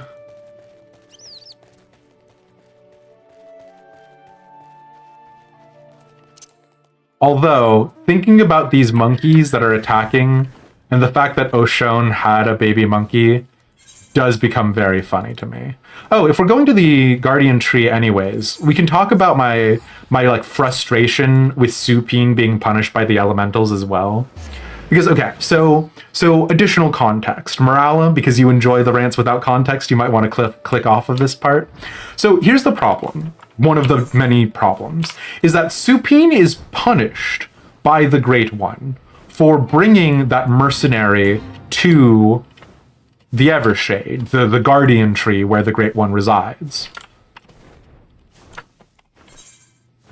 The Great One has erected no hedges, has done none of their magic tree powers. They are just this tree. There are no guards here. There are no walls. There are no protective measures. That mercenary, even if Supine did not show up and come to this tree with the mercenary would have gotten here eventually. Can we not see the hypocrisy of Supine being punished here? Even after Supine did that, and even after the mercenary tried to break off a single branch of this tree to be able to be made into some sort of magic weapon after the fact, they still didn't erect defenses around it. They're just relying on the knowledge that the elementals are assholes to protect the Evershade? besides the point, but yes. Meroweb is a musketeer, a class that was cut at some point. Gotcha. I've heard about that. There's that one yellow jacket, the Lalafell yellow jacket from the Rogue quest line. They're a musketeer, right? The tree is denying epic loot. Cringe. I will say, okay. If you put as the like flavor text of your magical weapon that it was cut from like one of the bows of the Evershade, the great one elemental, I'd be like, that's some pretty sick loot. Thanks for that deep lore. Like it is kind of cringe, but it does also go back to like Tolkien elf bullshit where like the Tolkien elves would like magically sing the bows out of their trees so that way the tree wouldn't be harmed, or the freaking like wood elves in Tolkien, right, being like, for every branch you break underfoot, we break one of your bones. It's like, buddy, the branches are gonna fall down eventually anyways. The tree literally doesn't have pain receptors. Like, yes, I get it. The tree ents are like talking to them and are like super sad that their friends are gone, but they literally cannot feel pain. Human beings with bones can. Kind of a cost-benefit analysis situation here. Anyways. Now that you think about it, it is kind of odd they didn't launch with a pirate type class. Marauder was kind of the pirate type class, but it isn't like very piratey themed, right? Weirdly enough, Viper kind of feels pirate coded, right? Musketeers were going to be based out of the Coral Tower alongside the Marauders Guild. The signage is still there, in fact. Yeah, the double-crossed pistols, right? Okay, sorry, that's side rants done. We're moving on. Suffering was Iyasura's constant companion. Nay, it is still. For his sake, and ours, we must deliver him peace.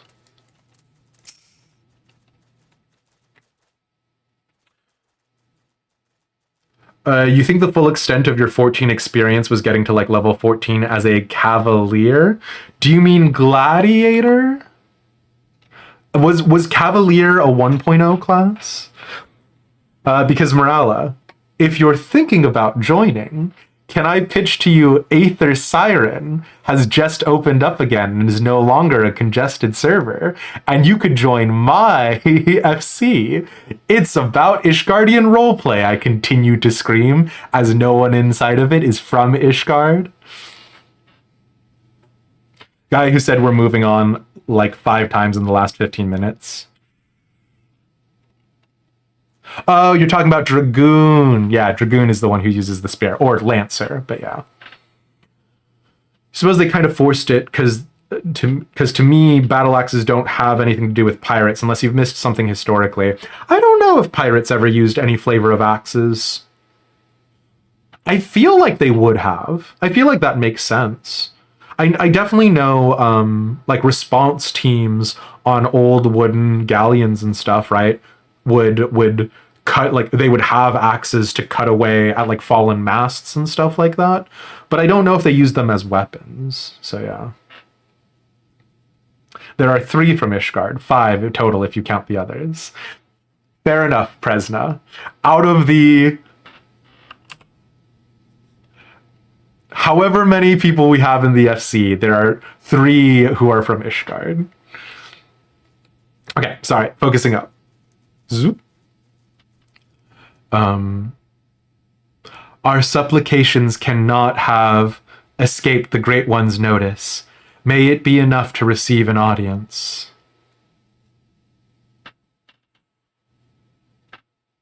Oh, you made an aura. Auras are very sick.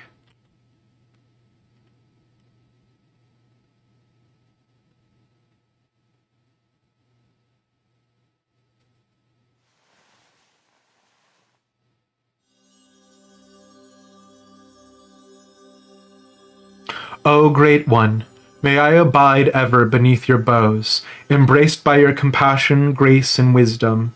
Bestill the fear within your heart, and know that I am your faithful servant.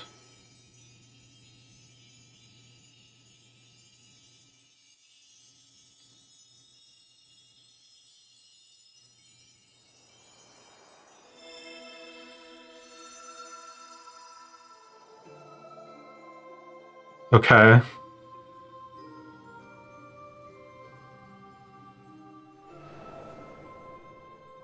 I mean, we saw Minfilia do this in A Realm Reborn post, but sure.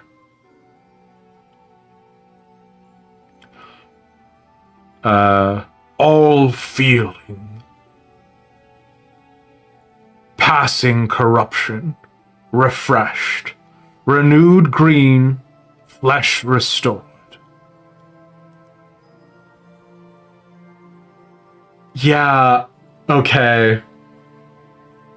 So what? Kani-san is having her colors in the wind moment, except the thing on the other side is actually a giant asshole. Child of child, covenant honored, friend, friendship, peace. It worked. The Great One speaks through the Elder Seedseer. We were right to follow Jorin's example. Ah, fantastic. Now that the tree is speaking through Kani-sana, the tree can smite the blasphemy?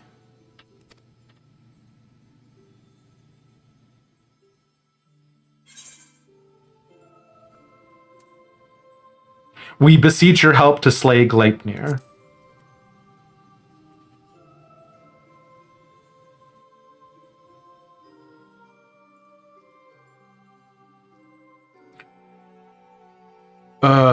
Profanity's spawn, despair's orphan, sadness and anger, sadness, death's prayer, one and all. Reminder that, like Battle Benoit says, the elementals look like those fruit gummies. You can also see elementals on the Isle of Val or Eureka, the field operations, not the deep dungeon. How much do the choices matter, or is it all flavor? It's 100% flavor. Poison potent, wounds unmending, weathering bark, no strength to share. After all we have done, you would deny us. After all the Elder Seedseer has endured, she has pledged herself to you, devoted her life to the Twelveswood. The people cried out for salvation, and she answered. The elementals cried out for deliverance, and she answered. Only you can help us now. If you do not, then we are lost. She is lost. Please, I beg you.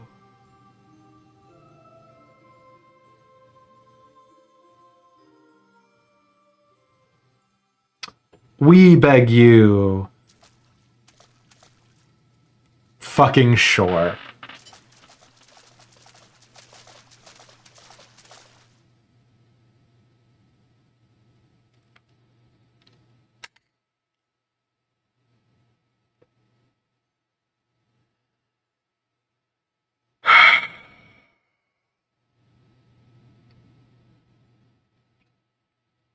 We're gonna move on. We're gonna move on. This is not the way this scene needed to go.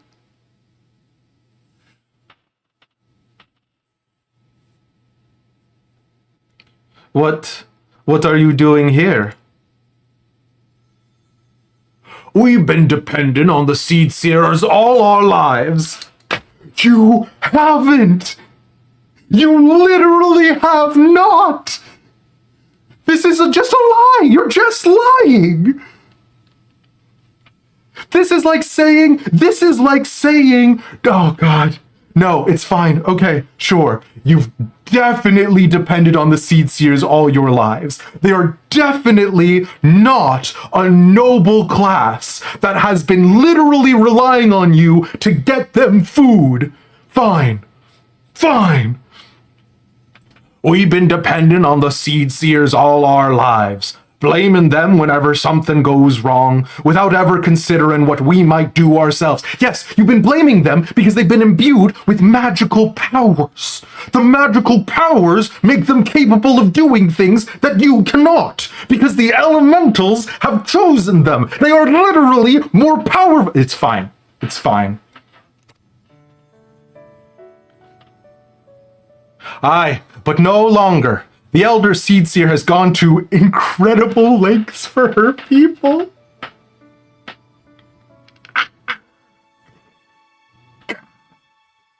Aye, but no longer. The Elder Seedseer has planted exactly 3 trees. And so her people have come to return the favor. If her plea alone is not convincing enough, then we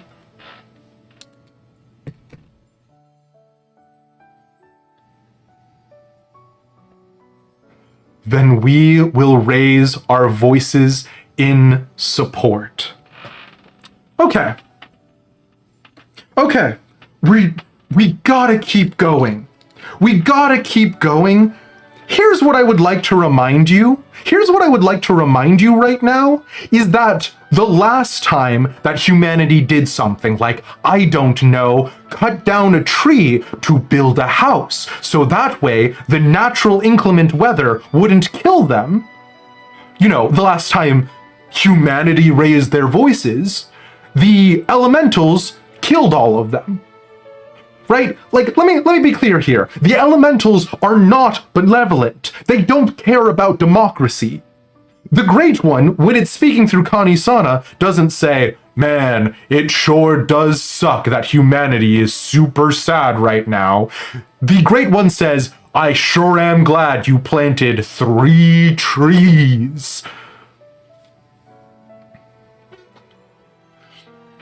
Fine.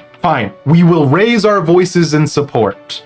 Because you know what works? You know what works in fascism? You know what works in an autocratic system where the powerful rule is public demonstration. This won't go wrong. But Demise, don't forget what Navika said. The elementals love humanity. How foolish. How foolish of me. How silly.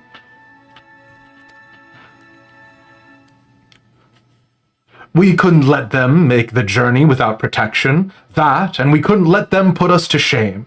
We too have come to stand with the Elder Seedseer and beseech the Great One for aid. Okay. This sucks. A wood whaler being here, the wood whaler being here is one step closer to the right direction. Why are the Seedseers not here? You're not voice acting any of these lines. Not a single line here is voice acted.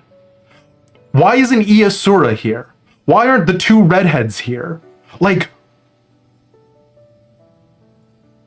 the NPCs you introduced in this quest line to serve. Fine. I get it. It's a COVID analogy. We gotta move on. We all want the same thing, don't we? No, you literally don't. You have concerns like food and shelter, potable drinking water. It's a tree. It does not have the same concerns as you. It, in fact, will get angry at you if you kill too many deer. It'll also get angry at you if you don't kill enough deer and the deer start eating all the grass. It doesn't want the same things you want. When you were supposed to have done this quest, one of the redheaded kids was in Old Charlia. What about the other redheaded kid? What about Iasura? Or what about Isura? The one who's there for Palace of the Dead? I mean, the problem is okay, what about the God's Bow? What about literally any of the characters that have been pre-established to be significant figures in Gridania? One of them is too busy doing white mage things. What are the rest of them doing? You know, the Pajal in general, the noble class of Pajals.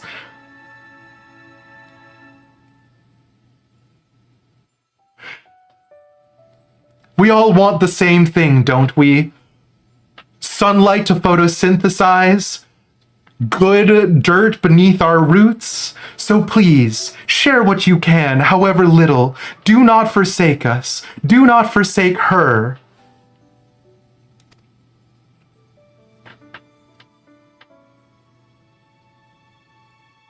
Like,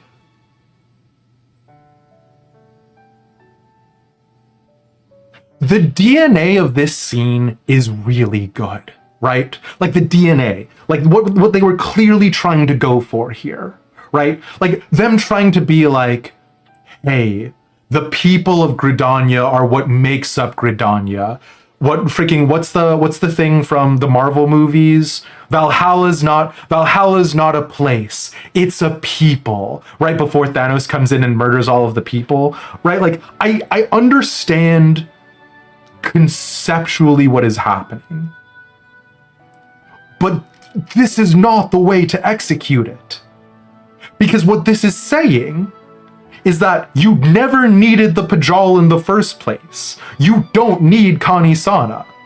Why is the elemental only capable of hearing people when it's possessing Kani-sana's body? Because that's never happened before.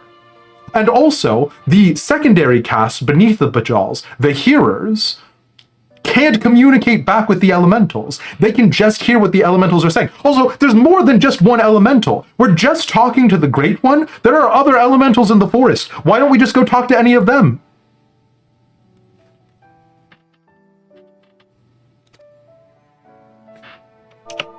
Sorry, I skipped a line of dialogue there. Kani, Covenant's child, walks with man, with elemental, keeper of ancient faith, unbroken, cannot, will not break faith. To man, render up flesh.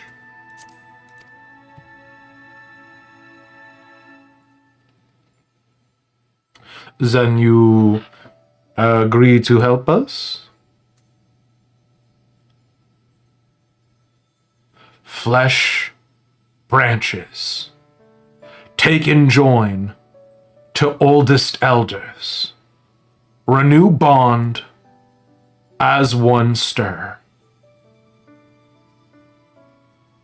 Raise up to heavens, covenant's symbol, our staff. All join, all bloom, all peace.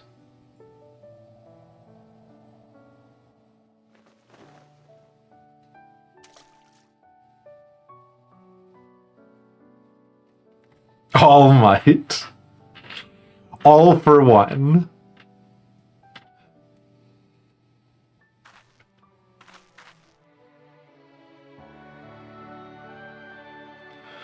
My duty weighed heavy on my heart.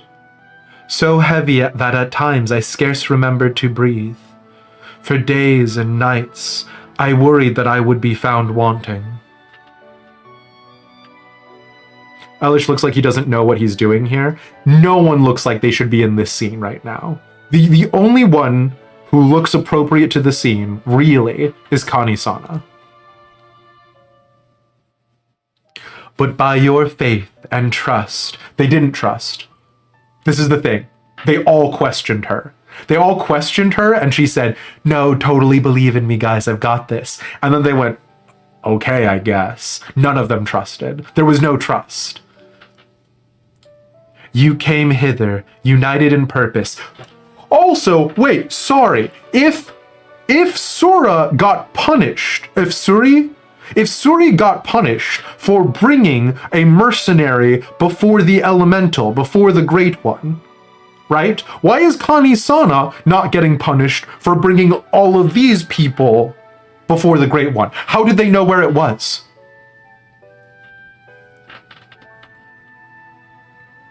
But by your faith and trust has the path forward been revealed to us. You came hither, united in purpose, and bared your hearts before the Great One. I, nay, Gridania, is forever in your debt. Characters famous characters such as Anxious Woman and our other famous character of Woodweiler.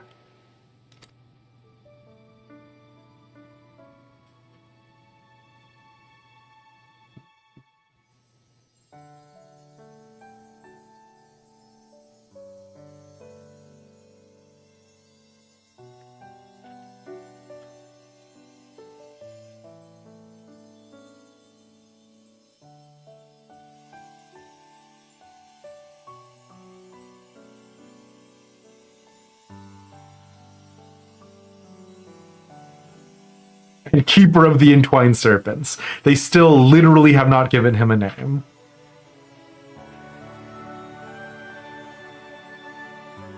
Which, like, you know what? I give that more of a free pass now that we've freaking played Monster Hunter. The fact that in Monster Hunter there are characters who literally never have a name beyond their function, fuck it. Maybe that's just a Japan thing. And we got the wood anyway? Why didn't you just do this earlier? We could have made the weapon already. Not our SSS rank weapon, which needed Evershade Branch. Oh goody, small twigs. They can make a Realm Reborn Conjurer weapons with those. Maybe it's gonna do some magic BS, right? Like, this is bows from the Evershade. I'm willing to accept them saying that it is etherically charged with more energy than other staves or wands, right? Like how Tupsamati was capable of channeling extreme amounts of aether just by virtue of being Louis Sua's stave, right? Like, sure, fine. Maybe these branches are more than enough. But like, a stream is supposed to end in 10 minutes and Guy has been in the same cutscene for almost an hour. Impressive. Wirebone, you missed a lot of old Final Fantasy rants. I gotta be real with you. This has nothing on my old Emmett Selk rants. This is comparatively focused. May I rely on you all once more. I bid you take these branches to every corner of the Twelveswood and join them to the eldest trees, that we may finally win free of this despair. Never mind, it's not a Tupsamati situation. You're not surprised, just pointing out the facts? How dare you? It shall be done, Elder Seedseer. We swear it.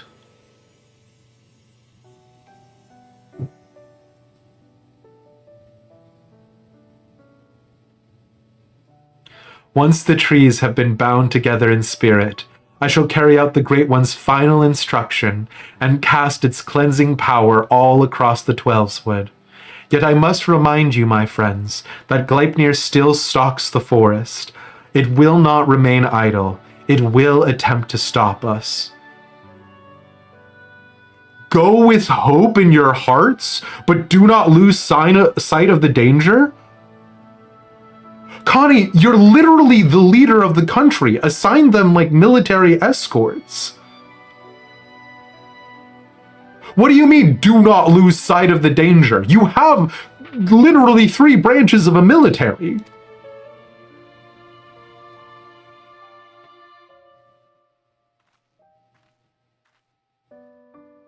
That guy grinds Muntoy beans.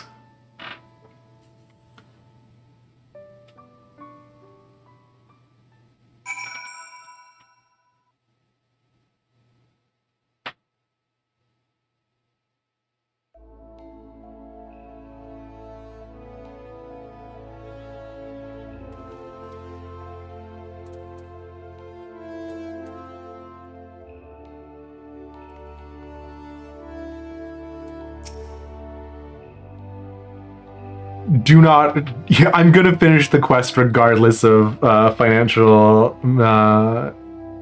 numeration. Thank you.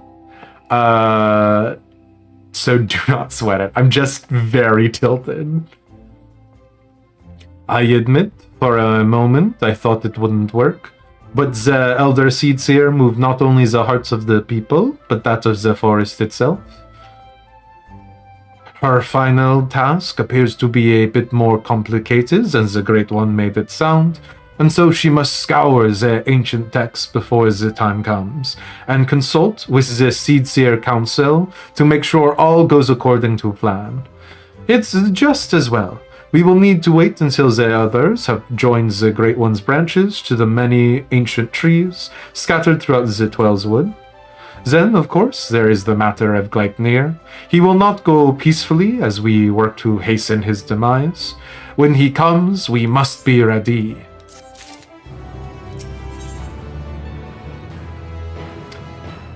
A path unveiled. Oh, we have to free inventory space.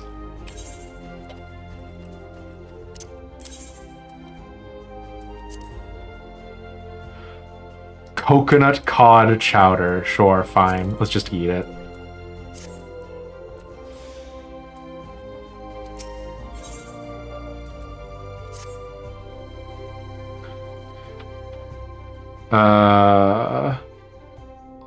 Impeccable timing, as always, Elish. But moments ago, the Elder Seedseer sent word to go and fetch you.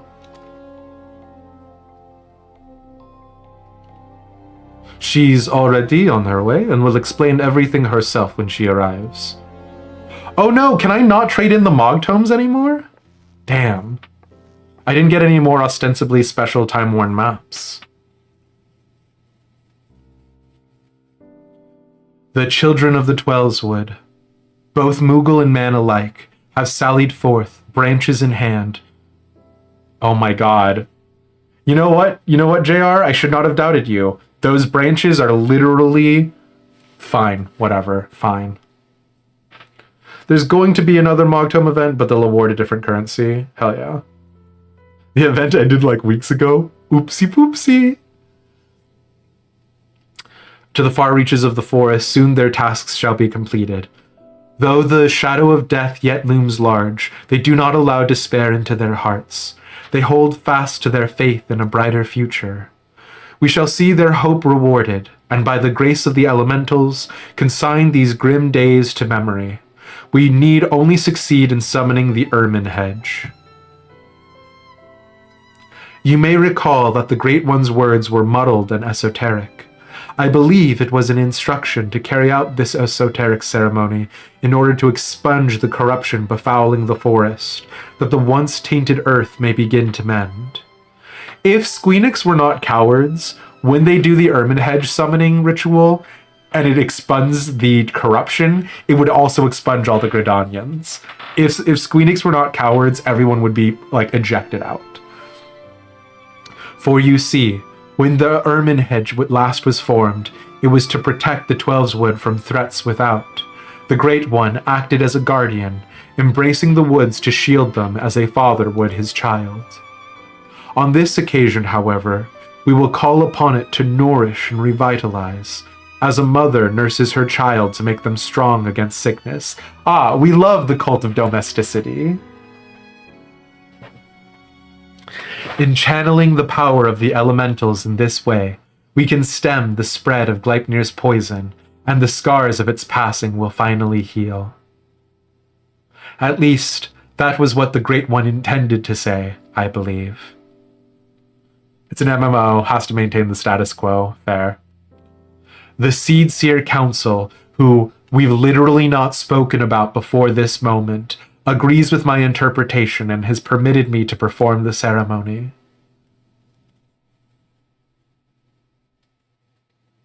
I have in my possession a single branch, the final one to be attached to the eldest tree of the Twelveswood. For all that you have done to aid us thus far, I ask you accept this honor. Who better to set the final stone in this new foundation for everlasting peace? Right? And like, okay, here's the thing. I'm not saying the elementals can't change. I'm not saying that Kani-sana's ritual couldn't have changed the elementals' opinion about humanity, right? About the sacrifices that all the Gridanians were making, even in the face of Gleipnir, to continue to honor the covenant, that being the thing that moves the guardian tree. Sure, Fine. Is that a plot line they could have pursued? Absolutely. But it's not that the elementals have always loved humanity. It's that the elementals have had their eyes opened and that were made aware of their failings, right? Like, just do something like that. Be bold. Don't be like, actually, we loved you the entire time. And all the times that we sent earthquakes to crush all of your bones was because we were like a father to you.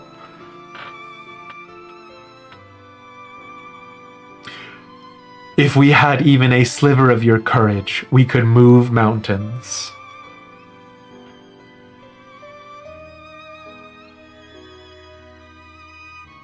Thank you, my friend. We will find the tree of which I spoke in front of the Leather Workers Guild. Let us depart.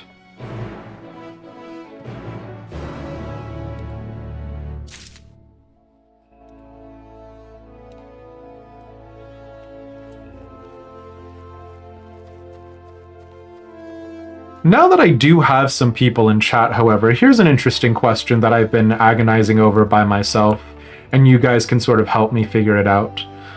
Do you have a preference between me streaming Dawn Trail right as it comes out and me waiting some time so that way people won't get spoiled?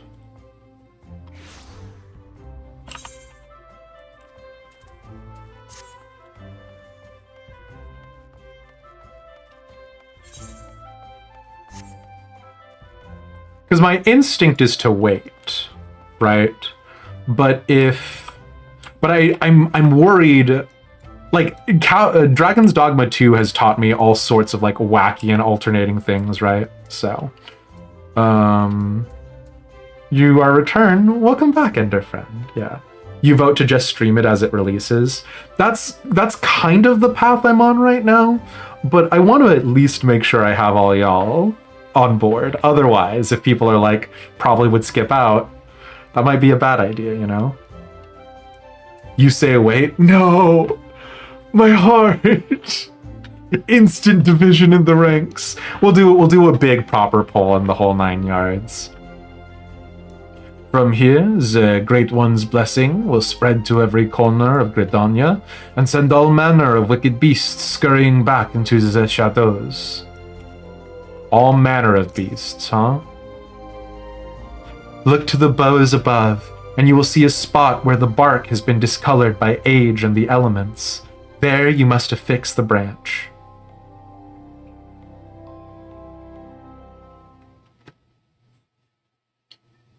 You ascend the ancient trunk and affix the branch of the guardian tree to the weathered bark, as directed by the Elder Seedseer. You are quite the climber, and with that, all preparations are now complete. It's not like we canonically have the ability to fly or anything. Let us return to the Guardian Tree, and with the aid of the Great One, deliver salvation to the whole of the Twelveswood. You will say whichever will bring on the most ranting.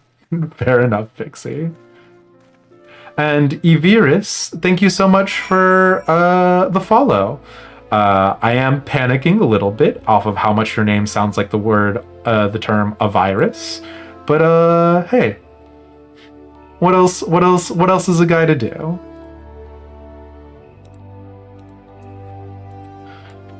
Okay.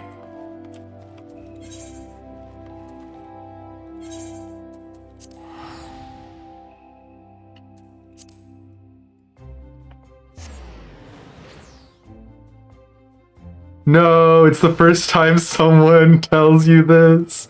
I'm sorry. I hate to do it to you. Mainly a joke, though. Welcome in, welcome in.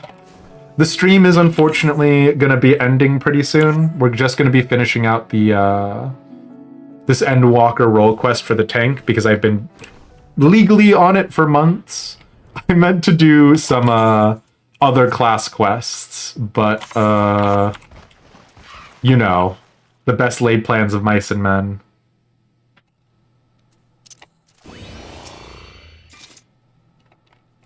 Our journey nears its end. I shall be glad to go to bed again without Gleipnir to haunt my dreams. If it is truly Iasura's lingering resentment for the elementals that drives the blasphemy, then it will surely come. For the sake of the man he was, I must try to appeal to his reason. But should I fail, then we will have no recourse but to fight. Regardless, this day we shall bid farewell to Gleipnir. It is a pretty bad French accent.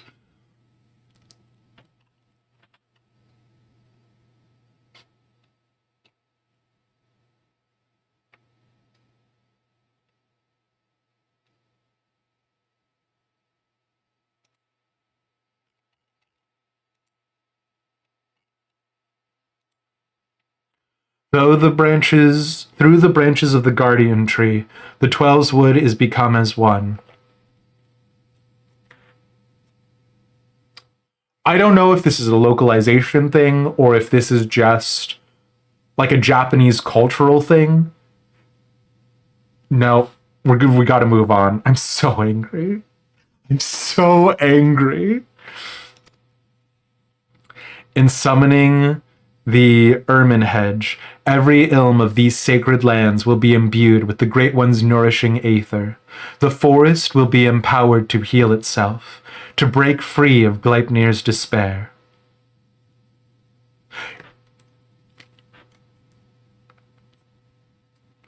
The ceremony is complex and delicate, and I must maintain focus. I trust you will do what is necessary to see that I am not interrupted.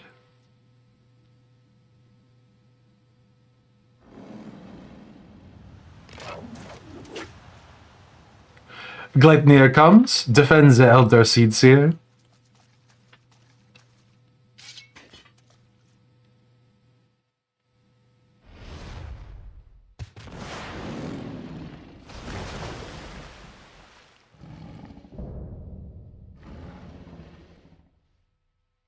Nor will he ever have a shield.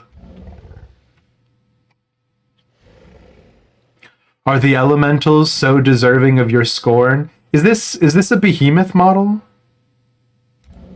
Do you hate me too for my horns? I knew a boy once, a boy who called them gifts, symbols of the blessing he resolved to share with the world. Yet the beast before me now brings naught but misery and death, marks its victims with chains to bind and condemn, to share in its suffering. I was not there for you then, but I am here for you now, to unmake what you have become. I shall begin the ceremony. Stand fast and remember what we fight for.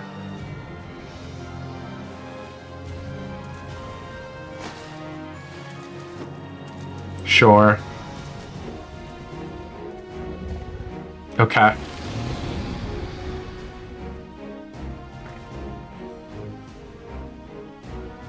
Elish gets scratched and dies immediately because he's a healer, yeah.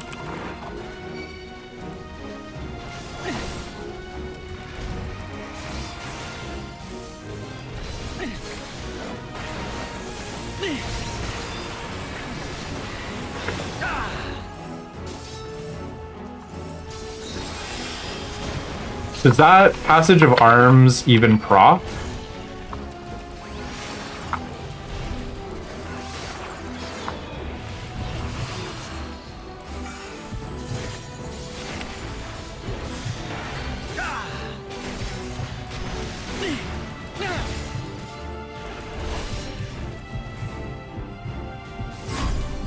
Sure.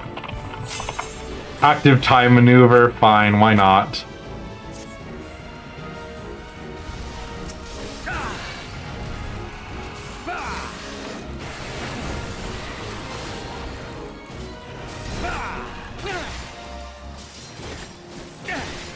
Oh, it's interrupt. Gotcha.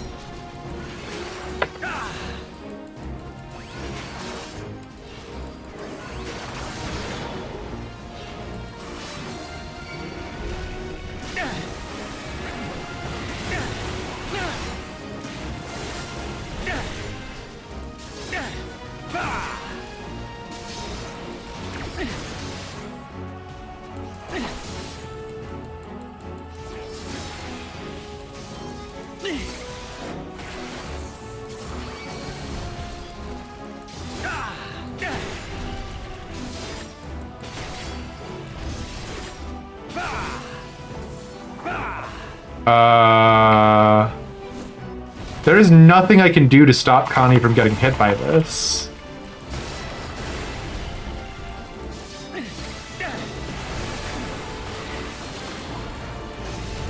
Ceremony is almost complete, my ass. It's at 55%.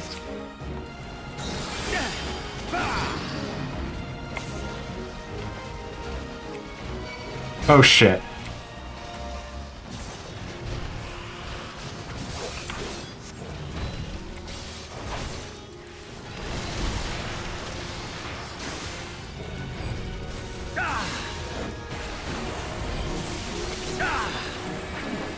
Oh, of course, the poison. Do you get the poison if you're not a healer?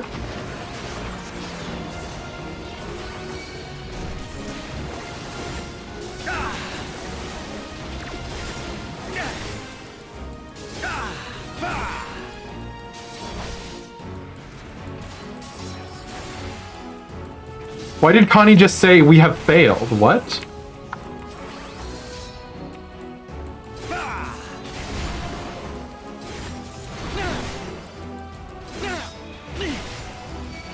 Sure, fine.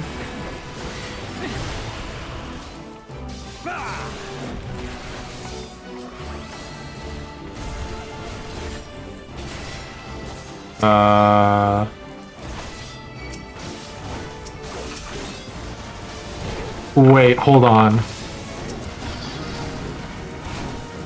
Hold on.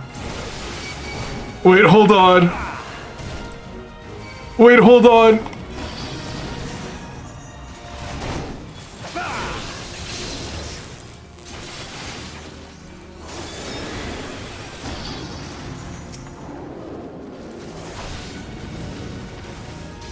Okay, cool.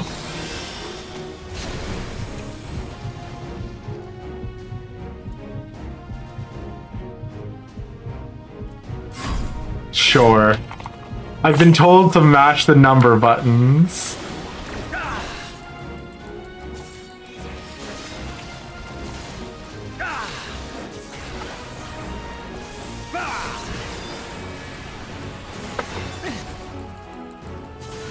Okay, Connie's Aether has been exhausted. I need to lend the Seed Seer my Aether. I love that Gleipnir is very easily distracted here. That's my favorite, actually.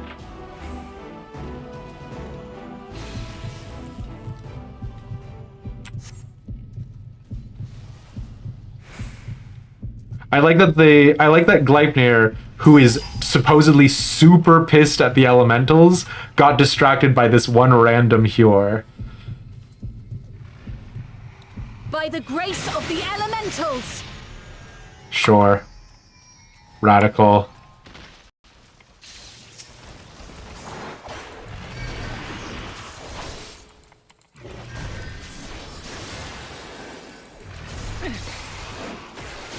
By the light of the crystal.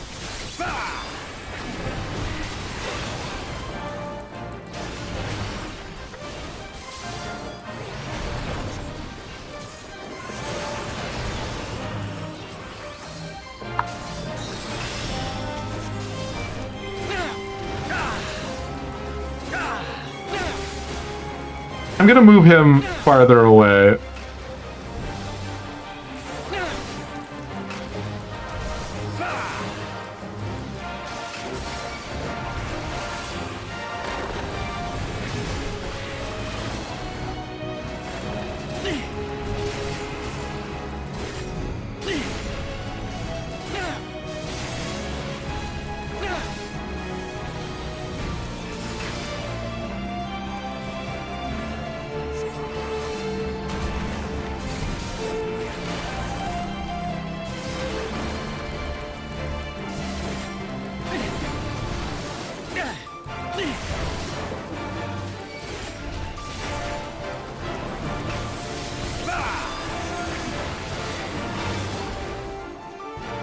What?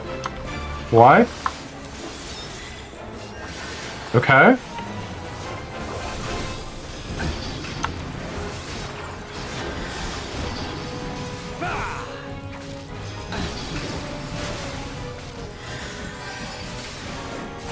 Sure. I see what's happening here. Could I use my tinctures of strength? What's will be done?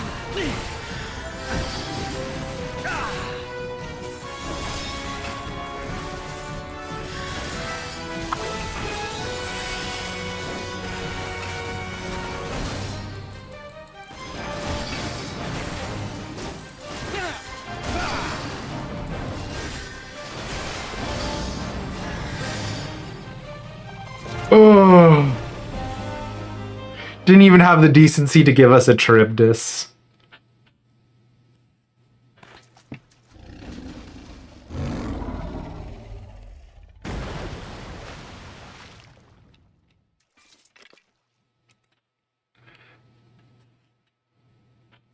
Through sacred soil and azure skies, may your compassion flow and swell to banish the darkness.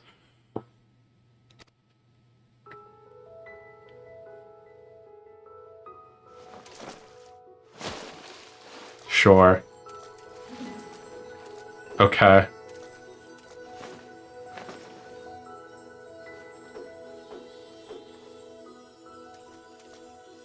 And the elementals are so enraptured by Kani-sana being a part of the color guard that they listen to her.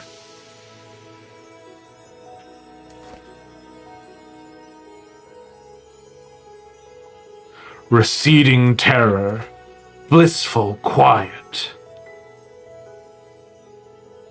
Blessing, covenant preserved, now and always, child of child. Honor and gratitude unending. Can we talk about how when the guardian tree, when the great one said, "I will give of you my flesh," I thought he was going to do a real sacrifice. He gave us 4 sticks? For we as well, honor and gratitude unending. We could not have overcome the blasphemy without your aid. In your everlasting grace, I pray you continue to guide we children of the forest. In your boundless mercy, I pray you forgive the lost and forsaken who succumb to despair.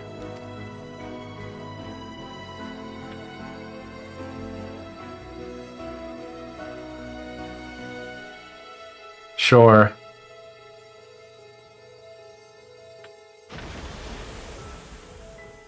The era of the elementals being over. Exactly, JR. The 12 gave themselves up, but the elementals are like, actually, we're still here. To you, my dear Iasura, I promise I shall never forget your words of wisdom. Ours is indeed a gift and a blessing, and a duty to our people I will uphold. Until my final breath, this I swear. 4 mighty sticks. Stick fight, yeah.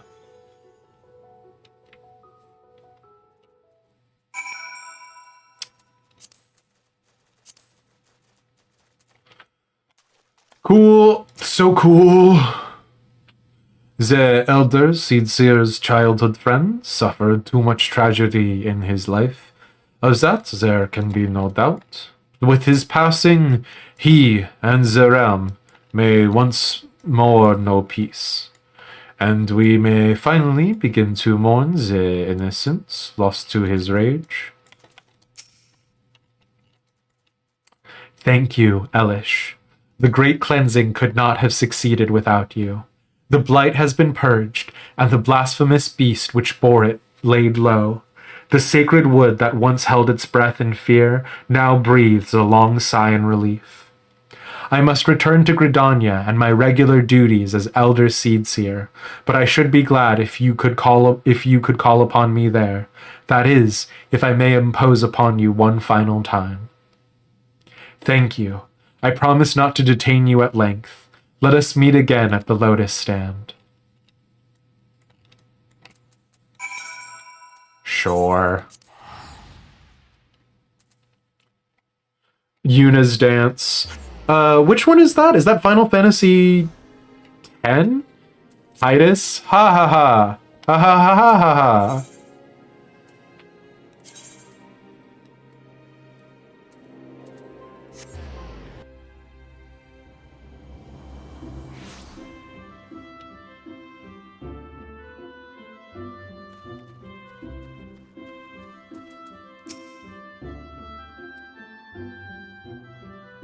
The Elder Seed Seer awaits you within, blah blah blah blah blah. You don't have a name, it's fine.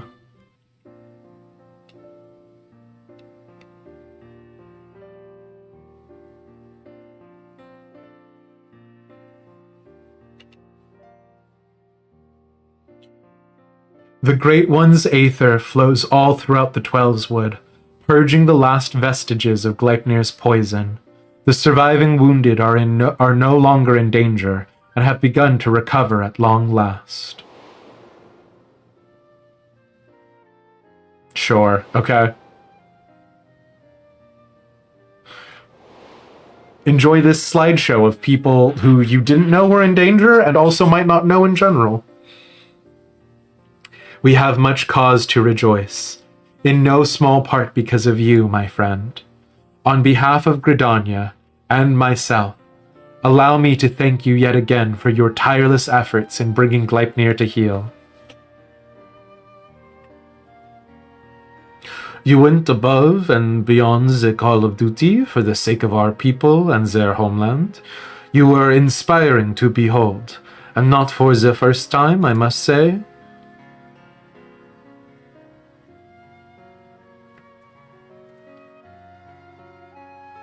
It's like a stock photo slideshow. Here we see examples of people.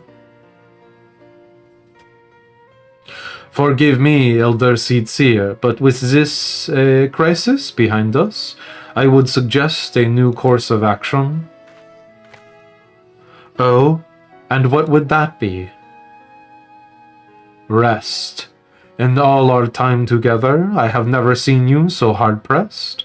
Surely you are weary and could benefit from a brief respite.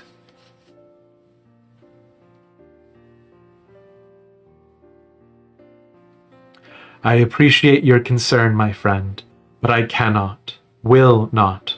One day, perhaps, but not this day. But Elder Seed Seer.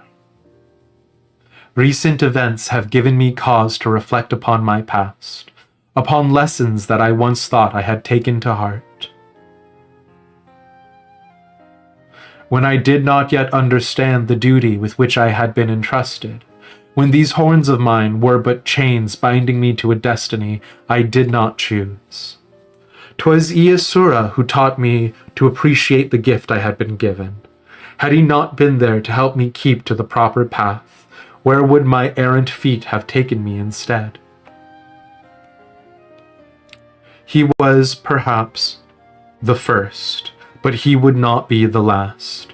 My brother and sister, and countless other kind souls, through their words and their support, have also helped me to continue to find a way forward, even when I thought there was none. 'Tis by opening our hearts to one another that we, in turn, open new paths, that we can conceive of greater opportunities and brighter futures.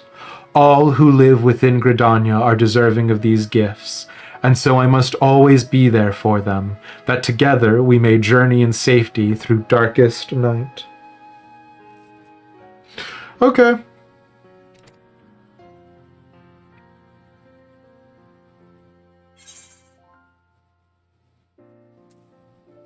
Not tempted to live wild and free like an adventurer? You don't desire a life for yourself outside of your duties? Sure, not tempted to live wild and free like an adventurer. It is not without its appeal. I recall fondly the few occasions I have traveled beyond. Our time together in the churning mists left a lasting impression. If there came a time when I no longer serve as Elder Seedseer, I should like very much to accompany you on another adventure. No, I mean like you can go do your own adventures. Like you could go be your own adventurer. Like you could go do your own thing. Without me. By yourself. Regardless of what the future has in store, my present course is clear. So long as we Pajal serve as a bridge between man and elemental, Gridania can weather any storm. And so I will continue to walk hand in hand with my people and my patrons along a path that we discover together.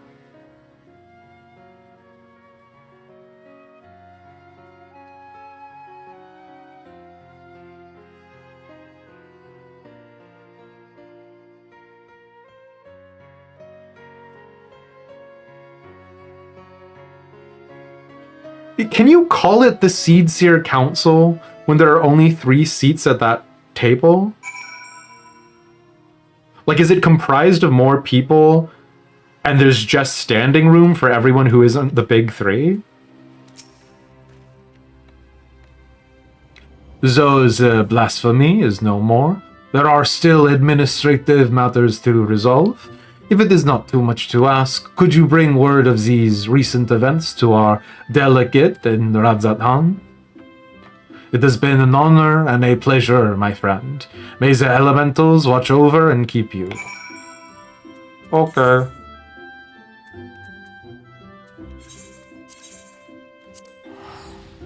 Connie wink nudge, yeah. What do you mean, Elish? The white mage needs their strong paladin when going on an adventure. Oh. She can take the keeper of the entwined serpents. He's basically a paladin. Smile.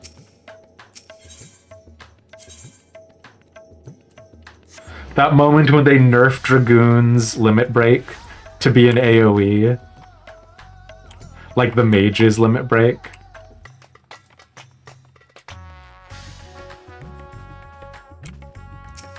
Did you not see the keeper's LB there? Welcome back. I pray you have brought glad tidings.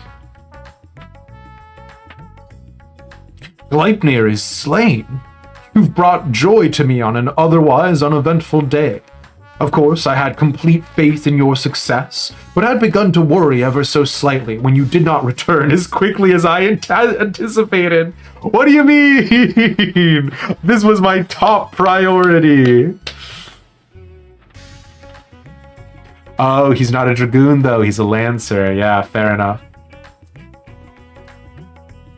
I shall report your success to the envoys at once. If we have further need of you, I pray you will answer our call. Cool. Give me that materia, baby. Cool. All right. That's gonna be it for us, friends. It's been a while since we've done some Final Fantasy XIV. I hope you enjoyed. The role quest is a ton of fun. The role quests are genuinely fun, right? Like as much as I'm like shit posting, these aren't going to be done before Dawn Trail, are they? Listen, healer quest next time, right? All right, I'll have to ask about doing the other job quests in YouTube videos because I simply, y'all.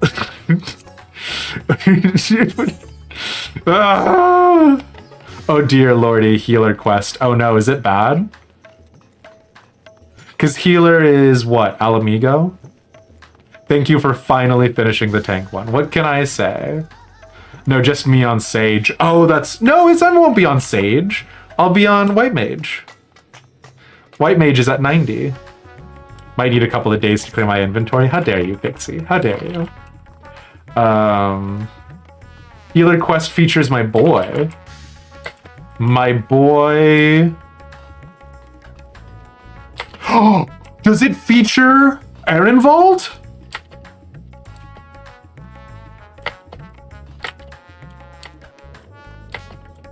Does my boy Ehrenwald come back in the healer quests? Have I tried backpack battles yet? No, I haven't. I'm sorry, Pixie. Here's my solemn vow to you. This upcoming Friday. April 5th. My solemn vow. Backpack battles. Okay. But yeah, that's gonna be it from us, friends. Are we gonna get these finished before Dawn Trail? I'll never tell. Today was supposed to be a Demised After Dark, but unfortunately, just due to some real life developments, we're not going to be doing a Demised After Dark. We're gonna go ahead and save that for next week. But go ahead and look forward, quotation marks, to us doing a poll about Final Fantasy XIV streams going forward, and the nature of Dawn Trail. I am gonna take that pretty sincerely to heart because, you know, as much as I'm really interested in growth, I also want to take into consideration what y'all are looking for. There will, of course, be the return of the priority system with regards to doing content and stream and all that jazz, but yeah. All right, that's it. Let's go ahead and see who I can send y'all out to, hey?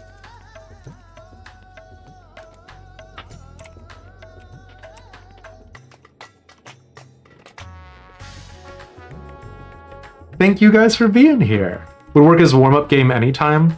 Tuesdays and Wednesdays don't have warm-up games as much anymore because Tuesdays and Wednesdays are now modified by P12S Prog, unfortunately, Pixie. So the only other options there are Thursday and Friday. If you want me to make the solemn vow that April 4th we're doing Backpack Battlers, I can do that. But yeah.